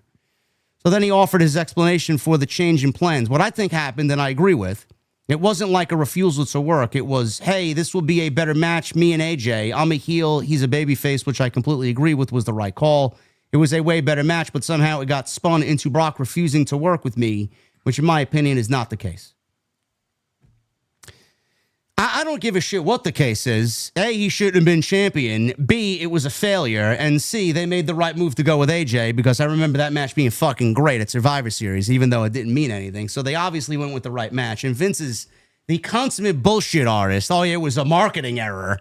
Fuck out of here, man. You got to be kidding me with that shit. That wasn't I don't know how this could have happened, pal. Oh, man. So, yeah, I just found that to be funny, man. I don't know. I remember those days vividly, and I never want to go back to that era of SmackDown ever again, where 2016 was just tremendous television for the last 4 or 5 months of the year. And then we get that. And Jason is now gone. I don't know what happened. Jason's now gone. Let me see if I can bring him back here. Actually, we just ended the show, so we're going to get into this. There he is. I'm back. I don't know what happened. What happened? I thought you hit the stay in studio button, no? They didn't want you in the studio? No, the button never appeared on my end. Oh, boy. Okay. I thought it just went away on its own. All right. Well, luckily it was the end of the show anyway, so. Then Sologram attacked again. See, when I was expecting it, nothing happened. So then I kind of got comfortable, and then Sologram attacked. So I find it funny that it was during the Jinder Mahal segment, just like his title ring. Get out of here. Anyway, thank you guys for a great show tonight, man. Listen, we're getting into the super chats under 3 hours. Look at that. It's great. That's how you know there's just not a lot of news going on. No, there's not a lot going on. Make the most of what we got. We had a great discussion, better than anywhere else you're going to find. But man, you got to give us something to work with here. Yeah, there's nothing right now. So, like I said, guys, this weekend should be fun. Saturday night's main event. Friday, SmackDown first, and then Saturday night's main event. They're both in Salt Lake City, so we will be live for that, definitely on our channel, so join us then. If you guys want to follow Jason on Twitter, make sure you go check the description down below. YouTube, again, everything down in the description. And please hit that thumbs up. We are looking at, right now, 725 likes. Usually we hit 1,000, but it's been very slow. October's been a very, very dismal month for content. We got the World Series going on, which is happening right now. Yeah, look, Game 4 ended before TNT. Oh, my God. After 18 innings last night is already over. There you go. There's a lot going on, but we appreciate you guys sticking with us, and the streams always do well after the fact. We got 40,000 views last week, so I'm not worried about that. You guys find us any which way you can. Please hit that thumbs up. Super chats are open. You guys killed it with the super chats tonight, so it's nice to see there. And we're going to get into that right now. Michael Krause with a 2. Best in the game, JD Jason TNT. Let's go. Yeah. Thank you, Michael. Thank you, Michael. Scumdog 420. $2 super chat. Prayers for IRS, Mike Rotunda, and the Rotunda family. Yes, I saw this. That is heartbreaking news, man. IRS was certainly one of my favorites growing up, man. I look at him and just certain childhood feelings come back, man. I always love seeing him and DiBiase together. That's very sad. Yeah, and I mean, that would explain why Bo has not been on television, and that's a tough situation because obviously he lost his brother a few years ago, and now things are not looking good with his dad. So it's a tough situation. Michelle with a 2. With Seth out, who does Punk feud with after Saturday? The Vision. That's who he's going to feud with. Pretty much, yeah. I think there'll be an unholy alliance of him and Roman Reigns heading into War Games. Yep. Baltimore Jacks with a 199. OTS, TNT for life. 2 thumbs up, my brothers. Thank you, Mr. Jackson. Appreciate you. Thank you, man. Thomas Malloy with a 199. I highly recommend the Chris Van Vliet Jelly Roll interview. Yeah, I got better things to do. I saw a clip from the interview that Chris did with Mickie James. And she talked about the match with Trish at WrestleMania42. And you remember the famous moment from that match? It's the moment everybody talks about. Yes. Okay. So that moment, it's not impossible, but it's very hard to find a clip of that because it's just been edited out of all the versions of that match. So she talked about how, real quick, she went to Steve Kern, who was the agent for that match beforehand, and said, look, is it okay if I lick my finger after she called it herself. She referred to it as the, what she called it? The vag, like the vag grab or whatever she called. She had like a name for it. So she grabs Trish, and the idea was that she would lick her finger, right? Because she's been stalking Trish and trying to become her, and in her mind, it just made sense. And so Steve's like, I'll go ask somebody, and then he came back. He's like, yeah, whatever. It's fine if you lick your finger. Obviously, she ended up doing more than just licking her finger after she grabbed, Trish Stratus's crotch. But everybody popped for it, and then she wins the championship, and she says, I'm going backstage. I'm thinking that, I'm going to get a thumbs up or a hug, and, it's going to be this great thing. And she gets backstage, and she said Vince was pissed. And of all people to say this, he was like, that's crass.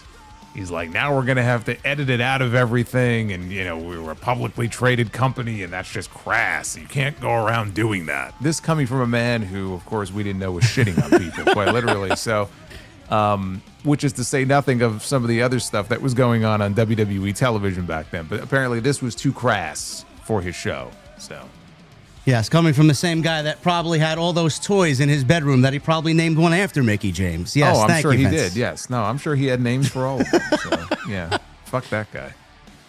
Vulcan 280 with a $10 super chat. If you could swap 2 wrestlers from the past and the present, where both would be more over after the switch, which ones would you pick? As an example, I would switch Gunther with Nick Bockwinkel.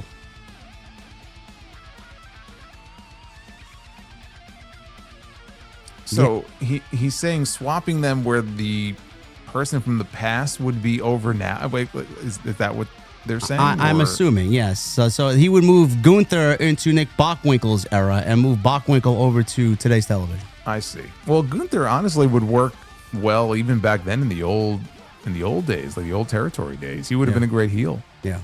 Bockwinkel was a great one. Probably doesn't get talked about enough. Him and Bobby Heenan together, like in today's era, that would be awesome. Someone from back then. How far are we going back, though?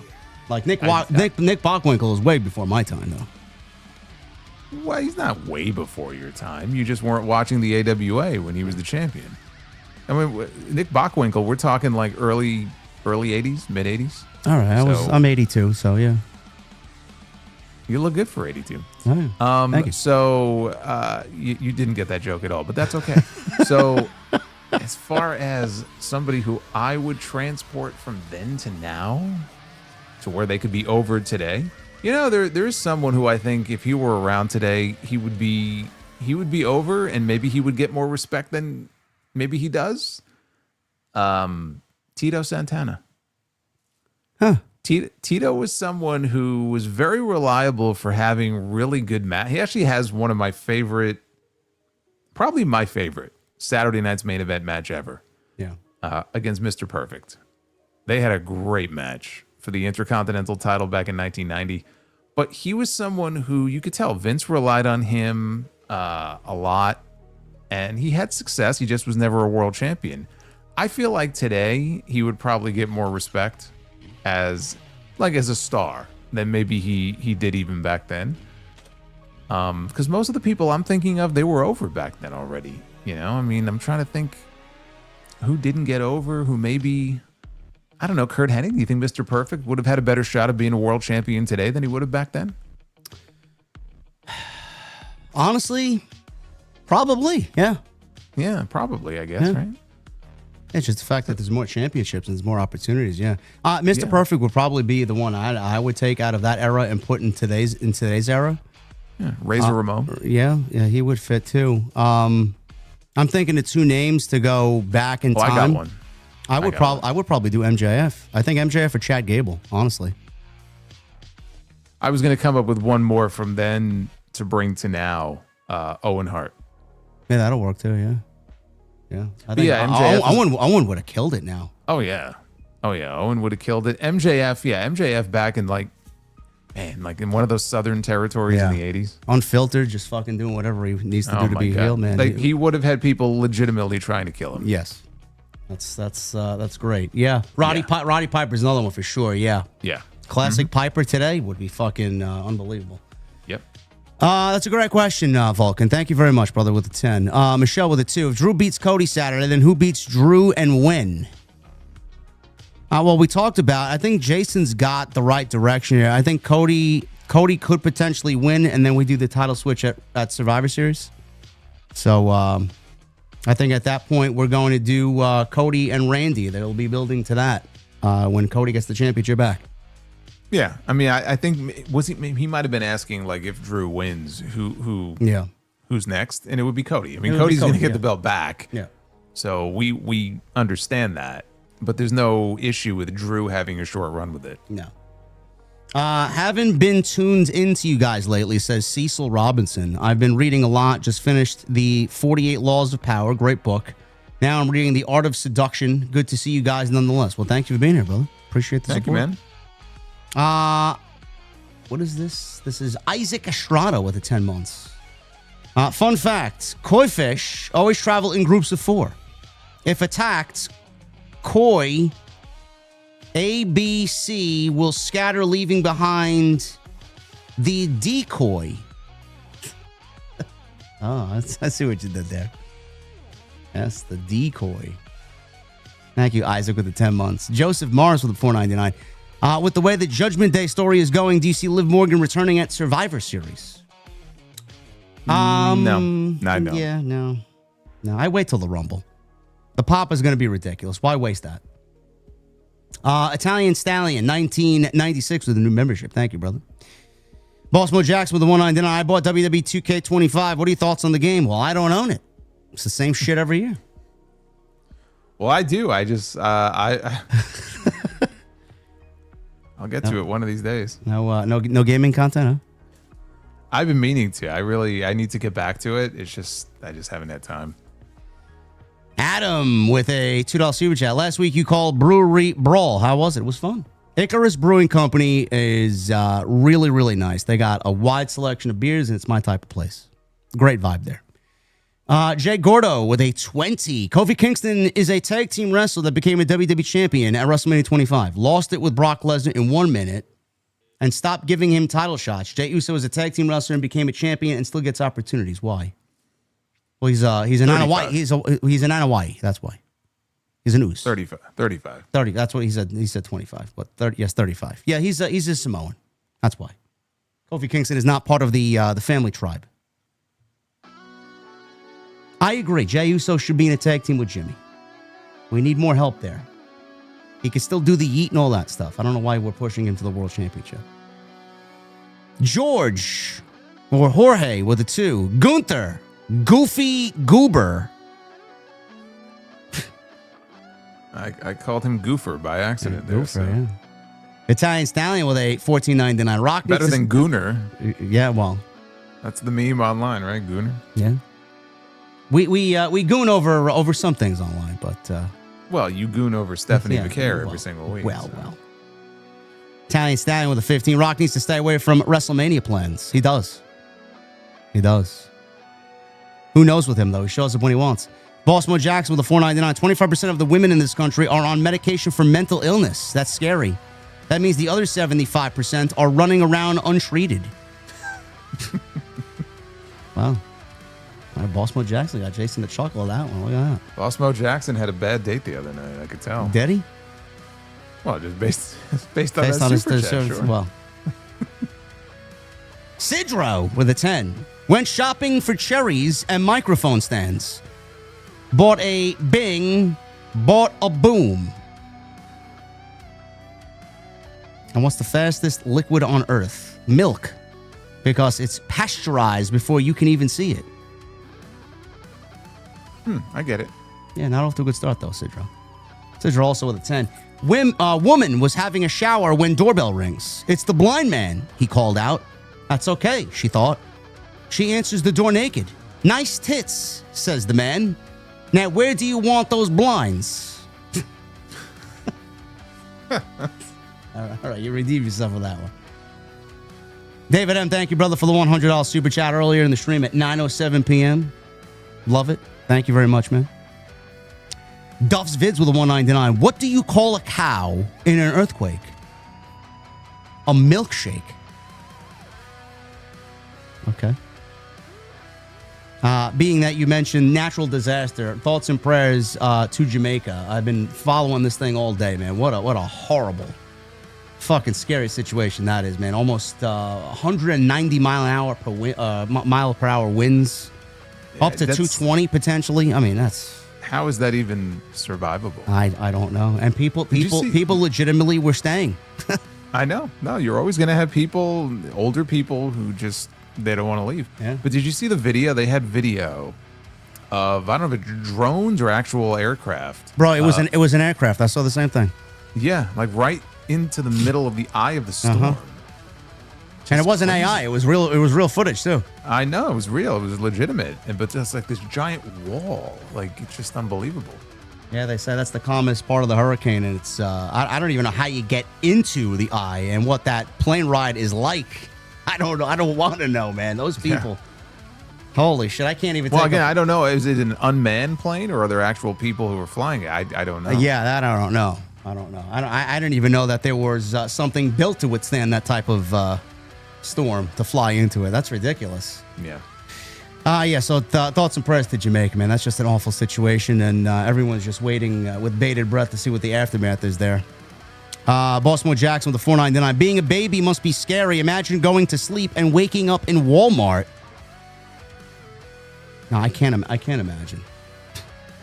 Walmart. I haven't shopped at Walmart in several months. I'm more of a Target guy, honestly. Duff's Vids with a $4.99. What do you call an acid with an attitude? Amino acid. Amino acid. Thank you, Duffs. Baltimore Jackson with a $4.99. I had a scary dream last night. I dreamed that I woke up dead. I was so scared I was beside myself. I didn't know Baltimore Jackson was getting into the comedy routine now.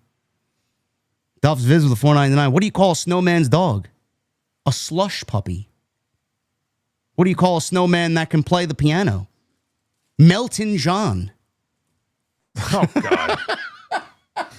That's terrible. Speaking of songs, WWE did announce that War Pigs from Black Sabbath is the theme for War Games this year, Survivor Series, but it's the charity version with Rob Halford of Judas Priest, which is an excellent version. So if you guys want to go listen to that, it's on Spotify. Rob Halford is 80 years old, and he's singing like he's fucking 50. So it's amazing. It's an amazing thing to see. So that version is very nice, and it's all Judas Priest playing War Pigs. So I mean, War Pigs is basically the anthem now for War Games. Yeah, I love it. That version is great. So go listen to that if you guys haven't. Doves Viz with a $4.99. What do you? We just read that one. He does have another one here. $4.99. What do you call a woman in the middle of a tennis court? A net.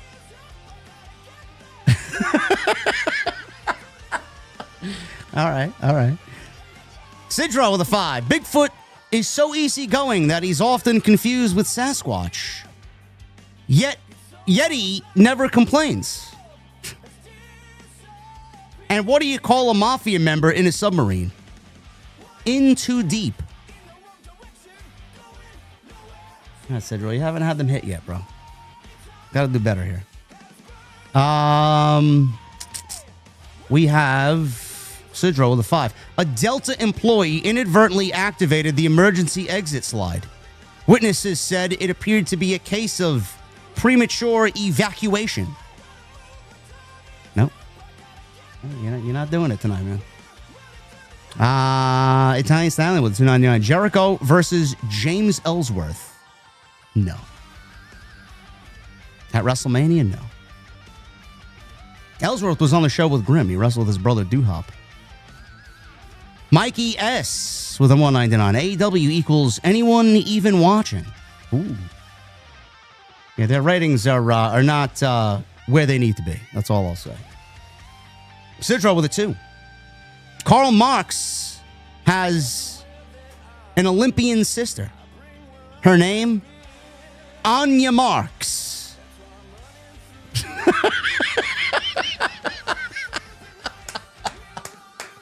I didn't get it, bro. It got me, though. You didn't get it.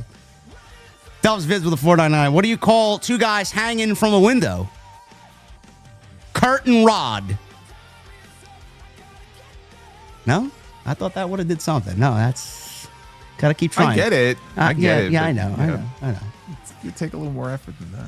Bossmo Jackson with a $9.99. A father and his son are walking deep into the woods at night with a lantern and a shovel. The son says, "Dad, it's creepy out here. I'm scared." The father replies, "You're scared? I'm the one who has to walk back alone." All right, a little demented there, but thank you, Bossmo. Yeah, a little bit, yeah. Bossmo Jackson with a $9.99. Justin Turner with a 42 months. Thank you, brother. What is up, guys? Today's my birthday. I can't see any other way to spend it than to listen to the best podcast on Tuesday. You guys are awesome. Well, that's very nice of you. And happy birthday. Happy birthday, Justin. From both of us. Angel Alaga with 42 months. JD McDonough is so good. He is so underrated. He is. Base Beers with a 2. Eve Torres doesn't get enough credit. She was good. I was not an Eve Torres fan. Why not? I don't know. She was a beautiful woman. I just didn't care for her wrestling ability. Yeah, no, she was beautiful, and she was one of those divas back then who actually did improve over time. Her and Candice Michelle, they got better over time. Yeah, I wasn't a fan of her either. I wasn't a fan of Layla. I wasn't a fan of any of those women. Yeah, I mean, I wasn't like a big fan of too many of them, but you could see where some of them put the effort in, and they did get better over time. Sidro with a 5. Never date a baker. They are too needy. Then again, why not? They got the nicest buns while rolling in dough, and I'm a glutton for punishment. Huh? There's a lot of effort put into that. It's too bad it didn't get the reaction you were hoping for, but... Shark Bear 45 with a $5 super chat. I don't know, but I feel like Dom will drop the belt to Balor. We know they will face each other at some point. They will. Of course. They will. And Dominic has gotten a lot better, man. He has become one of the best parts of the show. WrestleMess with a $9.99. What if they give us Cena versus Sheamus versus Dom for the IC title? Good match for MSG. Cena doesn't need the title. Sheamus could pin Dom after the interference from Balor. Then Dom could move on to that feud. Yeah, but, that's a lame way for Sheamus to finally win the Intercontinental title. I don't want to see that. Yeah, I agree. Bossmo Jackson with a $4.99. My elderly relatives like to tease me at weddings saying, "You'll be next." But they stopped when I started saying the same to them at funerals. Bro, where do you care? Yeah, again, I mean, I know it's Halloween, bro, and you got to be dark, but Yeah, I mean that's really you're going low there. Riley with a $4.99. JD versus the state of Utah instead of Punk versus Uso at Saturday night's main event. Please and thanks. Baltimore Jackson with $1.99. Best wrestling game in WWE history. No Mercy. No Mercy and WrestleMania 2000. WrestleFest. Okay. Can't complain with that. Or honorary mention WWE the arcade game or WWF the arcade game, the original one, where you got 8 playable characters and all I played with as Doink because he had that fucking hammer and that fucking electric clapper. Oh no, you're talking about WrestleMania the arcade. Yeah, game. WrestleMania the arcade game. Okay, yeah. I thought they were finishing moves in that game. Apparently, the Undertaker had a finishing move that I never knew how to do. Like he used to like bury somebody and then flowers used to come up with the tombstone. Remember that? I don't remember the tombstone, but they had these special moves where like he would throw souls at you. And, Yeah. You know, like dumb shit like that. Yeah, I remember that. Baltimore Jackson, thank you, brother. Brent Amania with a 2. Prayers to Mike Rotunda, who's in hospice. Yes. Thoughts and prayers out to the family. Very sad situation, man. Thank you, Brent. WrestleMess with a $1.99. What if Andrade's new gimmick is someone who's lost? I don't know, man. He's got to wear a mask. Got to do that and wear a mask. WrestleMess also says Andrade is the new Dino Bravo. Did Dino Bravo defect back and forth to different companies all the time? I was gonna say he's more like the new Jeff Jarrett than Dino Bravo.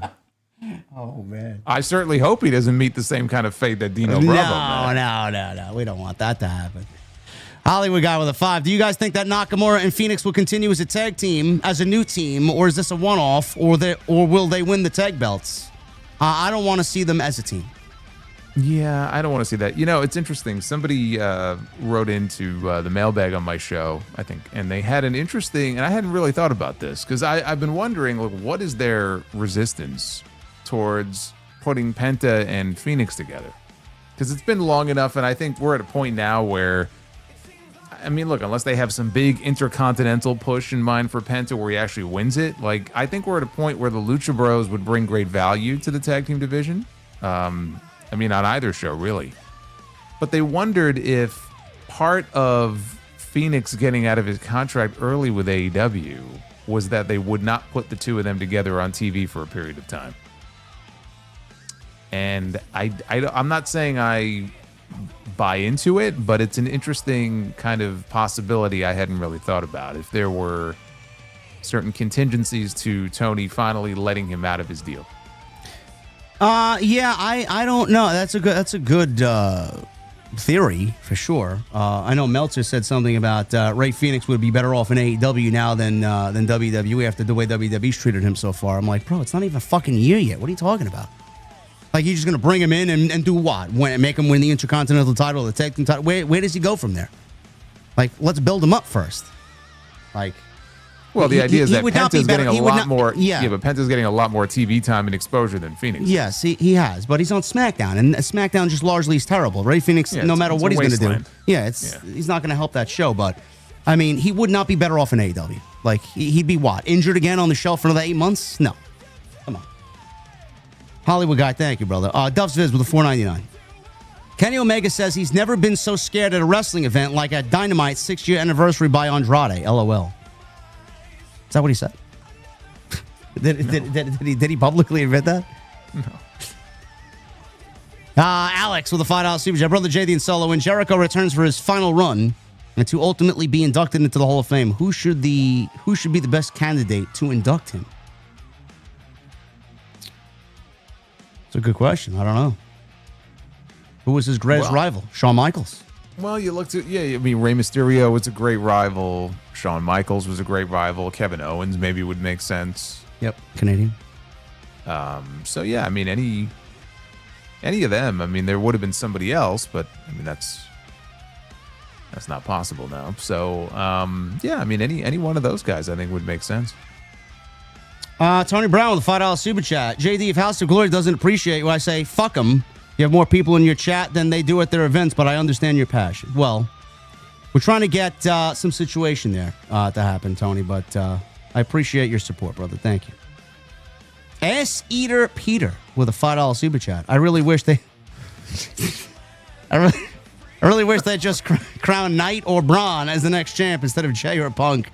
Can we get no winner on Saturday, please? Well, that's exactly what we want, Ass Eater Peter. Thank you for your support, brother. Appreciate it. Emoji Matt with a $4.99. There is a job opening at AEW. I think it was for a marketing director. JD, you should sign up. You have to move to Jacksonville, though. Jason, what's up, yo? What's going on, yo? You want to move to Jacksonville, JD? It's better than Utah. It is better than Utah, but not by much. I've been to Jacksonville. There's nothing to do there but one coffee shop that I visited 4 times while I was there. Emoji Matt. Thank you, brother. A Hollywood guy with a 5. Did you guys happen to see the new Skyscrapers? It's Baron Corbin and Dijak. What do you guys think of them as a team? I believe they are in MLW. I like that team. I think that's great. It's an MLW team, yeah. Well, what limited I've seen of them, I've seen a couple of matches. I mean, they seem to work well together. Yeah. So. Listen, I think that's a good pairing. A lot of similarities there. Who do we got here? We got Christian with a 20. Rayo and Bravo, Americano, to help Dominic Mysterio retain at Saturday Night's main event. Probably. I could see that. Amanji with a $4.99. Saturday Night's main event. Drew wins. Jay turns. Survivor Series. Orton versus Drew. Fatu returns, attacks Orton. Cody joins Faces. War Games. Cody, Roman, Punk, LA, Jimmy versus Vision, Brock, Theory, and Jay. No, I hate all that. That War Games feels so forced. That's what I mean. That's what I said before. The men's War Games and trying to figure out who goes where. It just feels like we don't really have a need for it. WWE is not turning Jey Uso heel. I just don't see that happening. I think that's a terrible business move. He's selling way too much merch and he's holding babies every fucking Monday for like 10 minutes. Like, no. You look like the fucking Lion King every week. You're just holding the baby like this. Like, I don't see Netflix wanting that. I don't see ESPN wanting that. No. You ever see that meme? It's like, I don't know how they do these things. It was the clip from the Lion King and he's holding up, I guess, Simba, but then he throws him. Yes. Yeah. It's gonna be Jay. And when he goes heel, he just throws the baby. I mean, come on, the guy's literally holding babies when he comes out. Christian with it too. Santos Escobar to help Dom retain at Saturday Night's main event. I could actually see that. I think that could be a possibility. He was there in the building, supposedly, says PW Insider last night, but he didn't show up on TV. Mr. Premium 2002 $9.99 in Goon voice. JD, why are you always shitting on my home state of Utah, man? Normal voice. It's okay. I understand. Not the right place for a title change. Although I'll be at the show. Last one for a while. Yeah, I mean, it should be a fun show. They don't have many tickets sold out for that show. What was it, like 5,000 list? I'm sure it's over 5 by now, but the update a few days ago was like 4,700. Oh boy. And it's a big enough building that, like, they had SmackDown last week. I think that was the first time they had run that venue. And it was a small venue, so they had 5,000 people there, and it fits maybe around that a little bit more. But they're in a bigger venue this weekend, and unless they have like a big walk-up, I mean, by WWE standards, yeah, it's not a great number. No, I mean, they're gonna sell out John Cena's retirement, so. Yeah. I mean, the Madison Square Garden show and the Boston show, those are almost sold out. Obviously, his retirement show is going to be sold out. But I mean, like, in terms of this is a pretty, I mean, not a lot of matches, but this is a pretty big card, all things considered. So, I mean, that number's got to be disappointing. Yeah. Let's see who we have here, man. YouTube is slowing me down. Jay Gordo with a 5. Thank you, JD and Solomonster. Cheers to you, the best of the best of the best tag team, OTS for life, TNT for life. Thank you, brother. Thank you, man. Sidro, $2 super. I've seen the movie The Devil's Advocate. Reeves and Pacino. I have. It's a great movie. Yeah. Bossmo Jackson with the $1.99. What's the ceiling for Miles Bourne if he makes it to Raw or SmackDown? You want another good movie? Real quick. You want another good movie? I don't know if you've ever seen this one, but it's worth watching. Came out probably around the same time. I think Devil's Advocate maybe came out like 97. This one came out in 96. Primal Fear. Oh, I never seen that. Richard Gere, Edward Norton. It might have been Edward Norton's first movie, or at least major movie. Awesome movie. Yeah, I like I like Edward Norton too. It's really, really good. Gordo, $5 super chat. Who will win in a funny movie tag team match? Lloyd and Harry from Dumb and Dumber, or Brennan and Dale from Step Brothers?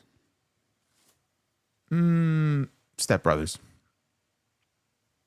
I'm gonna go Lloyd and Harry. I just think that they played mind game. They would play mind games with their opponent and use their mind game tactics to win. Yeah. Emoji Matt with the $2 super chat. What's worse, Asuka or Benjamin Shelton? Asuka, absolutely. Asuka is worse. They're both pretty bad. Asuka is slightly worse. Boots with a $5 super chat. Mox quits again. Renee Paquette raises her eyebrow. The writers beat up Mox because Renee doesn't like quitters. She gives the cutthroat symbol here, the final boss, Renee. Yeah, she'll be the new leader of the Then Death Renee Riders. disappears from television and doesn't show up for months on end. Or maybe she leads the Death Riders. Renee Paquette. Imagine that. No, I can't. WrestleVest with a 199. Bret Hart comments on Asuka. Fuck Bill Goldberg. Yes. Yes. The Crazy Man with a $5 super chat. Jordan Grace, as a woman in this new vision, intrigues me. Add Theory and Ethan Page to round it out. The group should be a youth movement. Theory and Ethan Page, I would like to see. I think that fits them, but we'll see. Apparently, Theory is still in discussions for some sort of role, and you have people pushing for him. Sidro with a 5. Whoever came up with a penny for your thoughts, don't nickel and dime me, and another day, another dollar, sure knew how to coin a phrase. There you go. There you go, Sidro. I'm not laughing at that. It has nothing to do with that. I'm looking at MK Pandy in the chat. Then Renee brings in Travis Scott. Fiend. Oh, man. Oh. MK Pandy steals Sidro's thunder, man. Fucking a false finish. Oh, man. Sorry, Sid.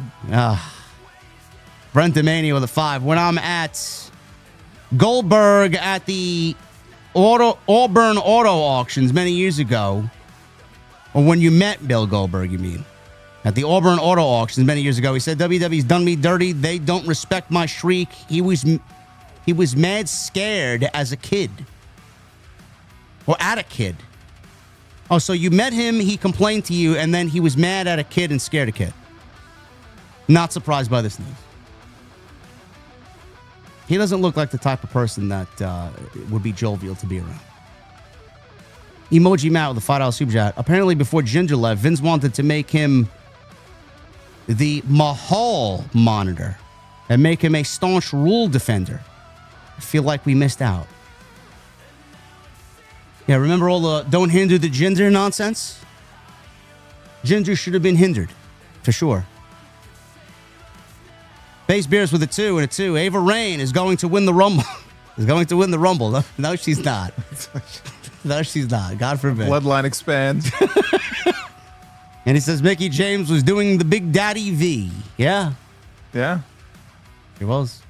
Apparently, it wasn't too crass for him then when he booked that shit on TV. Fucking hypocrite. Yeah. It's okay when the men do it, but not when the women do it. Furious Nation with a 499. What's up, JD and Jason? 3 years ago today, Sami Zayn made the Bloodline break character with Jay not feeling very oozy. Man, it's 3 years ago? Has it been that long already? Yeah. Wow. It's the best segment, man. Yeah, Crazy. because it was the Rumble in 23. Yeah. Right? When Sammy put the chair in Roman's back. Yeah. So, yeah, 3 years. Clone Force with 18 months. What's up, JD and Solo? I saw your interview with Tantalizing Tony. And you and JD should go on his podcast one day. He's a big fan of you and JD, OTS for life.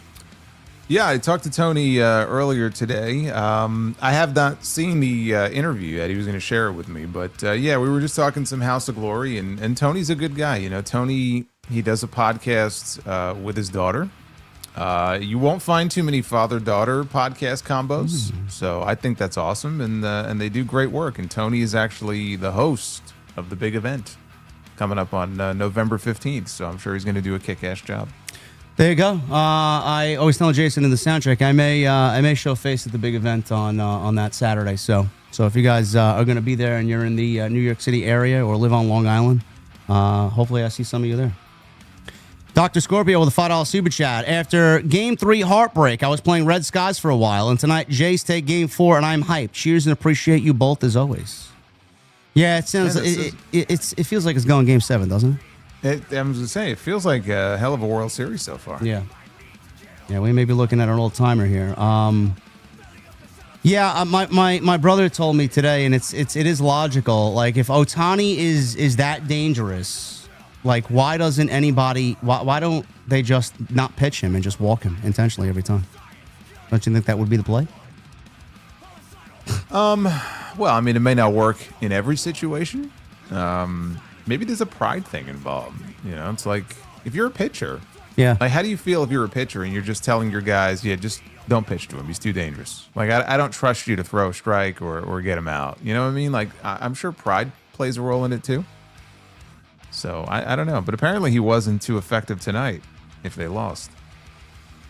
Captain Solo with a 2. Favorite live action Batman actor? For me, I mean, I'm still a Michael Keaton guy. Yeah, I gotta go OG Batman. I mean, Christian Bale, I just can't get over the voice. I'm sorry. Yeah, I liked Bale. Listen, you know, I'm gonna give Val Kilmer some props. I thought Val Kilmer was a good Batman. I really did. I enjoyed that. Yeah. I mean, Clooney. I put Clooney at the bottom. Yeah, he was terrible. Keaton's still my guy though. Yeah, I'd probably go Bale though, but I gotta give that movie with Val Kilmer some props. Furious Nation with the 999. Also, I'll never forget Paul Heyman burying Jinder on the mic weeks before the 2017 Survivor Series. And 100% facts, JD. Jinder is the worst world champion ever outside of the Great Khali. Yeah, I agree. That whole reign just almost decimated SmackDown. They have no idea. Well, I'll tell you what that reign did. It basically killed any chance of Nakamura becoming world champion. Yes. Because he had just been called up to the main roster not that long before, and the first thing Vince did with him, really, was program him with friggin' Jinder, and he did 2 jobs for him on pay-per-view. And to this day, he still, has never been a world champion on the main roster. Chemo with a $5 super chat. What do you call hash browns used as eyeglasses? Spectators. Interesting. Where do I get some of those? Captain Solo with a 2. Prayers to Mike Rotunda. Indeed. Thank you, Captain Solo. Italian's down with a $14.99. What do you call a lesbian dinosaur? A lick. A lotopus. You said that in the slowest. I didn't want to mispronounce it. I didn't want to mispronounce it. You ruined the joke. Thank you, Italian Stallion. Dark one with a $4.99. Natty should have been the promo. All gas, no brakes. No. Oh my God. Who said that? Dark 177. Okay. Yes. Good first entry there. Yeah, that's you never know what's gonna get me. I sometimes it just happens, Yeah, that's that could have worked with the Natty Night fart. Natty. It's too perfect, really. It's so perfect. We may see Natty come back with Maxine, man. She's got to go get some advice from somebody. We may see Natty come back as this. Well, I figured that's AJ Lee. Oh, you thought so? I threw that out Natty there would too. be Natty would be too obvious. So I mean, I think it's AJ, but Can you imagine Natty saying all gas, no brakes? She would get over. She would Yeah, get that gimmick over. Raven with a 25. Maybe instead of team versus team, let's do gauntlet match inside of War Games for WWE Championship. Punk, LA, Jay, Jimmy, Reed, Braun. No. I mean, listen, that would be creative. That would be fun. But I mean, I don't expect them to do something like that. Wouldn't that ruin the whole War Games concept though? It kind of negates the need for 2 rings, though. Yeah. It'd be kind of weird if you did that. Yeah. Furious Nation with $4.99 and a $4.99. He says, also, I'm not sure if I should say this, but my grandmother's currently dealing with a really bad sciatica. Hoping for the best. Also, sending my thoughts and prayers to the Rotunda family regarding Mike Rotunda really pulling for Bo, especially here. I'm sorry that you're dealing with that, my brother. Thoughts and prayers to your grandmother. And, yeah, I mean, it's sad to see or hear about Mike Rotunda, man. That's awful. Duff's Viz with a $1.99. What do you call an apple that farts? A fruity tootie. Emoji Matt with a $2 super chat. Jay should also see Deep Blue Sea and Jaws the Revenge. I've seen both. I really don't want to watch them again. Even though when Jaws the Revenge is on, I kind of just watch it because it's so bad that I can't look away. Emoji Matt also says Jay should see Deep Rising. It's fun. Has a great Jerry Goldsmith music score. Never seen that one. Duff's Viz with a $1.99. What did Simba say to the slow driver? Mufasa yeet. Okay. Lavelle with a 5. Between Bronson and Braun, which one turns on each other first and which one turns face? I can see Bronson and Heyman turning on Braun. Yeah, I think Breaker naturally going to be the one who ends up babyface. Yeah. The fans are going to push him. They're already pushing him in that direction, but ultimately that's going to be his role. Furious Nation with the $9.99. Do you guys remember the Chris Jericho DX glow stick incident in 2009? I do not. The glow stick incident, you know about that? Vaguely. Yeah, I vaguely remember there being something. I remember the riot that took place in Memphis in 97 thanks to DX. Corey J with a 2. Did you ever watch Godzilla movies, JD or Solo? Yes. Mm-hmm. Yes, I don't remember the last one I watched, but yeah, the more recent ones I did watch, yeah. Well, I mean, the most recent one that I saw in theaters was Godzilla -1. Was that the most recent one? Yeah, I saw that one. Yeah. Emoji Matt with a 2. Has Jay ever seen Psycho 2, 3, or 4? I have not. Nope, just the original. Did you ever see the original? I saw the original. I didn't see the rest of it. Raz24 with a 282.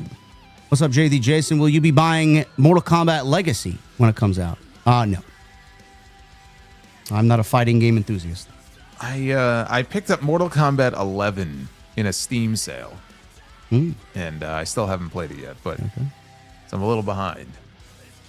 Bays Bears with a 2. Can we get you guys on Hot Ones eating hot wings? I would totally do it with Jason. Yeah, you could do it. I'll watch. I'll watch. Dude, I wouldn't get past the first one. Like it would be pathetic. Yeah. Emoji, and my brother puts hot sauce on everything, like legit fucking hot sauce on everything. I don't know. He's weird.